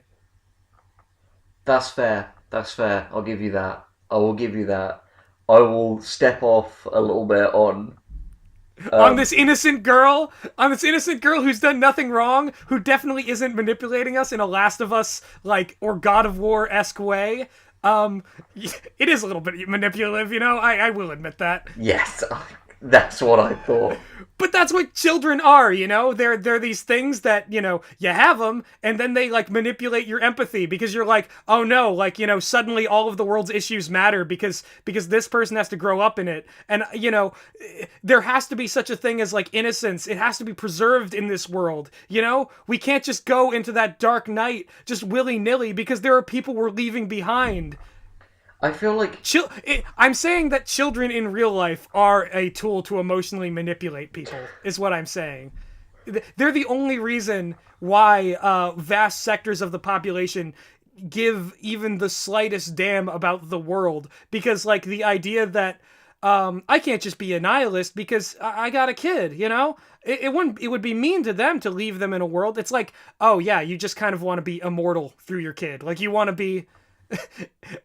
This is another weird... It is a weird... It's a weird refraction of, like, the dadification of video games. Yeah, exactly, because it's like... The dadification of Tony Stark. Because it's like, you might be invincible, you might be this, like, big hero, but you know deep down that somehow your game's gonna end, and it's gonna be succeeded by this other, like, little you that was made from, like, chemicals and substances in your body and the body of someone else. Or, the body of two other unrelated people if you've adopted. The thing is, that inherently has, like, if you put that in a movie, it inherently does have stakes, and it's easy. It is easy. Because it's the easiest way to manipulate people in real life. Like, oh, they're indoctrinating your kids. Oh, your kid's in danger. Like, oh, think of the kids. Like, it's... There's no way to do that wouldn't be, like, the only way you could subvert that a little bit is have the daughter just be like a bad kid, like the kid from the Babadook, just this like I hate you, Dad, you made aliens kill the world. Just the son from War of the Worlds with Tom Cruise. Yeah, you'd have to make her, like, unlikable, and at that point it's like, no, maybe just give Tony Stark a very cliched, adorable daughter. Like, why not? The man, the man's been through enough. We can see him a little bit of happiness. It can't always be pain. Yeah, I see that. But again, I feel like she was just there to bring out more pain in the end, because he was losing so much more, and that little girl has been deprived of a father. Granted that, like, if you're going to be deprived of a father, saving the universe is a pretty good reason. Yeah. But, like, it's and it's a self-created loop to an extent. well, the thing is, they did the man pain variant of that with Hawkeye, with like, my wife and kids are gone, I've got to become the Ronin and fucking kill everyone who's bad. Yeah, he's literally, his arc is the Punisher. Yeah. In it, his family is killed, and because he cannot get the exact people who killed his family, he has to take it out on comparable people to see if he can exorcise that demon out of him. Yeah, and the thing about Hawkeye in this movie, and this is if all of the power scalers and all of the people who were like, just talk about the fights and how cool they were, people, if any of those are still around, I feel like Hawkeye in this movie, given what he could do, has finally caught up to Natasha and Steve in terms of like being a super soldier. He's fully badass normaled himself. Yeah. Oh, that's the last thing I want to talk about, I think, because I feel like, despite all of my misgivings about the film, and don't get me wrong, you've made me come around. Yes! To aspects of the film, I think, that I wouldn't have previously done through this. I would still say that I'm disappointed with it. Like, I wouldn't say that, like, I'm not even sure I could see myself watching it again, but I think you've definitely dulled that blade. And I'll be curious to see if my, like, points here have affected yours in any way. Not that I would want to, take this from you. But anyway, all that stuff aside, I feel like, in spite of all of my misgivings, that the very last shot of this film could not have been a more perfect send-off for Steve Rogers. Yeah. Like, that to me was literally, like, it was the shot that ends an era. It was the best part of this film, in my opinion. Just the first Avenger finally getting to have that dance he promised. And in so doing, like, living the life that Tony wanted him to live on his behalf. We end at the beginning for him, and with Iron Man, we, like, end at the end, Yeah. And I just, I can't let it go. I think with any other character, if any other character had a kid, it would be a complete wash, It would be full on manipulative, but Iron Man needs to be a father, because his whole arc is about accepting how his father treated him and realizing that he won't become him and that he can raise a kid well. Not that fully pays off. I mean, he's not going to be around for that kid's life. Yeah, that's the thing. In a sense, he does become his father because he Tony's end is way more tragic, and Steve's ending is, I think, just like... The one thing I'd have changed about Steve is that I honestly don't think you even needed him on the bench. Yeah, but then you don't get the official handoff of the shield to Falcon, and then you get it's like the Captain Marvel thing where like people will just be like, well, okay, but Steve didn't sign off on the idea of a black man being Captain America, so he's just presumptuous and blah blah blah diversity and like. Yeah, it so sucks that we have to play that game at the expense of the moment, because I cannot disagree with you in the slightest on that. Like, that would absolutely be a real point that a legitimate and cancerous portion of the viewers of this film would make if they tried to spin that off. But I just felt like there is just something so perfect about, like, the soldier finally getting to retire. Yeah, it's like everything beyond going to war in World War II was the big war, and now he gets to return home to his sweetheart. Yeah, just the man out of time finally getting to, quantum leap back home. Yeah, it's that's beautiful, and that's a beautiful ending, and it's a beautiful way to end the movie. I've got to admit, I don't, like, part of me doesn't even want to discuss. I feel like the tonal issues I have with this film have been implicitly evident in a lot of the things I've said throughout Yeah, this. and the thing is, I feel like I'd just be beating a dead horse to make those points again. yeah, and the thing is, like, I do agree with you. There are some serious moments of complete mood whiplash. Like, you know, there are some elements of the Thor scene that, yeah, it could be totally cut down. Um, I, but the thing is, my taste is defined solely by, like, the core thing about me is like the interplay of complete low stakes shenanigans with the highest possible stakes. Like, that is how my taste is the most shaped.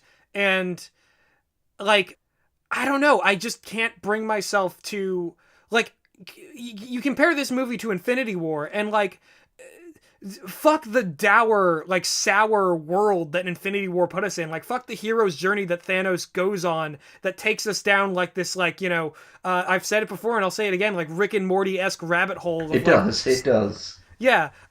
This, to me, is, like, the ultimate, like, indictment and response to Infinity War's, like, singular message. Like, this instead is saying, no, and then we're going to beat you with everything we've got, because look at these, like, these men, these women, these, like, you know, people of color, like, this, you know, the world against one guy with stupid ideas. And there's something beautiful about that, you know, it's not perfect. It's not perfect. I like the idea of that. And I don't think this is the ultimate execution of that either. But I think it is an execution of that. And in relation to the games we have to play with these, like, with the mole men, you know. Yeah, no. I think the game is getting so much easier, because, like, you look at this movie, you look at fucking Shazam, which was, like, out of the DC universe. It's like this beloved family movie now that's being really well reviewed. You look at, like, you know, already you look at Black Panther, and, like, Captain Marvel, there's some criticisms you could have about that, but that movie, like, does amazing at the box office. Venom is gonna get a sequel and, like, gonna get an honest chance to be something, like, weird and great. It seems like all of the things that have kept movie criticism so divisive and so weird and allowed it to turn into this, like, kind of like, you know, this shield, this battering ram for, let's face it, like, white nationalists and sexists and all of the horrible scum of society. All of the defense mechanisms for those people are starting to completely collapse. Not the defense mechanisms of capitalism, but that's the thing. Fascism only thrives when capitalism is failing. And if capitalism gets back on its feet, we have to wait until it gets off its feet again for fascism to come back. It's almost like they're linked in a yin and yang fashion, and that's something to be deeply concerned about. Yeah. But, it's almost as if fascism... it's almost as if capitalism, rather, uses fascism as a kind of threat to self-perpetuate. Like an Incredible Hulk of sorts. It's almost like Endgame is a complete metaphor for, you know, fascist takes over society. He has these ideas that everyone eventually has to swallow, and we see his model of society play out, and everyone hates it, and everyone's depressed, and it sucks. So they kill the leader, and then they go about the very hard, arduous task of undoing everything he did, maybe grappling with the specter that caused him to rise in the first place, and they undo it, and they create a perfect society, until eventually they forget and redo the whole thing again. Endgame is the perfect metaphor for that process. Yeah. I think, at the end of the day, a lot of my problems with this film, like, I've explained them, I think, in quite, like, an objective, technical way. But I think for me, it's just, like, I can't deny anything you've said, but for some reason, it just, like... Maybe I do need to rewatch it. I think I probably will, at some point. But, like... Yeah, and I'm going to rewatch it as well. I'm planning to do, like, a bigger exodus with a bunch more friends in the coming weeks. Yeah, and I'll take into account a lot of that stuff you said, because honestly, I've said this before. So, the first time you watch something is basically you're accepting a lie. I don't know if I've said it in those exact words, but like first time watches is not how you really know you love something. First time watch is the film selling itself to you. And you have to go back for a second viewing to really understand it. Yeah. Yeah, I agree with that. I agree with that. I think, like, it's weird. It's weird because, like, it's kind of, it's taboo almost to engage in film criticism on a very emotional level and to declare it as such. But I feel like, Well, it's becoming less taboo, I think. Fortunately.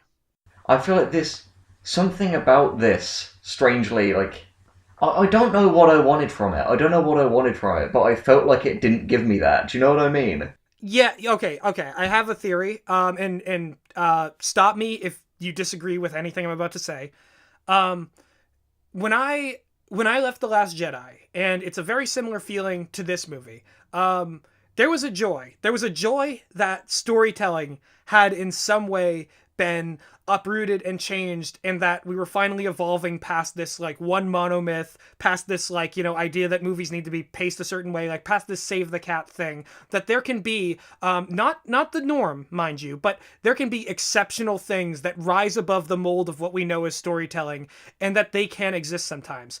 However, I find it incredibly disconcerting, and upon ruminating on it further, that these have to be Star Wars and Marvel movies that are these exceptions. I mean, doesn't it make the most sense? Because think about it, these defiances of the norm have happened in smaller films forever, but it needs to there needs to be something to lead the charge on the big stage. Yeah, and the thing is, like, I desperately want those smaller things to be recognized as in so many words as this, because like in what way is this ending to Endgame, this last hour, in what way is that not as beautiful, if not less, than the end of the galaxy of Wander Over Yonder? Like, in what way is the grandiose, like, you know, mockery of villainy and reducing it down to its most like base and bestial thing, and showing it to be this weak thing that will ultimately lose to the power of good people? How is that not reflected? How is that element in The Last Jedi and Endgame not reflected in Wander Over Yonder, and not reflected in Colossal? Because that movie has, in no uncertain terms, a body count that is incredibly disproportionate to the type of movie you think it would be, and in the end is about this idea that you can be one man against the world who is just swearing petty revenge to get what you want, but in the end you will not succeed because humankind is stronger than that. And especially the people you push around are gonna push back. Maybe it was being conditioned by Infinity War to an extent. I think maybe it was just the fact that going in, I still think a fair few of my criticisms stand, especially things like the Captain Marvel ones and the tonal issues, but... Oh, yeah. And they could have gotten way more weird with this. Like, let's be honest. There could have been way more creative risks with this, yeah. Oh, definitely. I just think to a degree, like you said, that first time watch, maybe I was just a victim of my expectations, and I couldn't appreciate what it was, because I was measuring it up against a vague feeling of what I thought it should be. I think maybe once that veil has fallen, upon rewatch, I can appreciate the good that's there rather than the good I wished was there. Yeah, and I think it's funny to remind everyone that, you know, I went in salty expecting Infinity War 2, and I came out with like, wow, that was way better than I thought it was. So I guess no matter what happens when you watch Endgame, you're going to have a strong emotional reaction to it, because it's 11 years of culture paid off in a big bombastic wine bottle uncorking. I think that's the thing. We're guys with, as anyone who watches this channel know, deeply similar and esoteric tastes. And the biggest difference I can see between us is that you went in expecting to hate it and I went in expecting to love it. and we both came out feeling the opposite way. Yeah.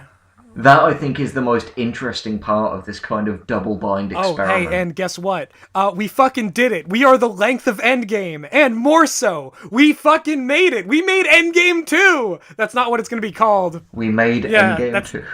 By the way, I was just waiting a little bit because I figured that we'll probably lose at least a couple minutes in the edit. Oh, yeah, absolutely. Yeah. No, you're right. But I don't think there's too much dead air, because even the tangents were like, it's suitable for a movie with a million different tangents referencing a million different things to have a million different tangents referencing a million different things. On that note, I don't know why, but I have a sign-off line that I feel like is a good way to end this. That, like, in spite of our feelings, kind of unites us. Is it # get woke kill Snoke? Bringing that one back. All right. So, are we ready, everyone? Are you ready, kids?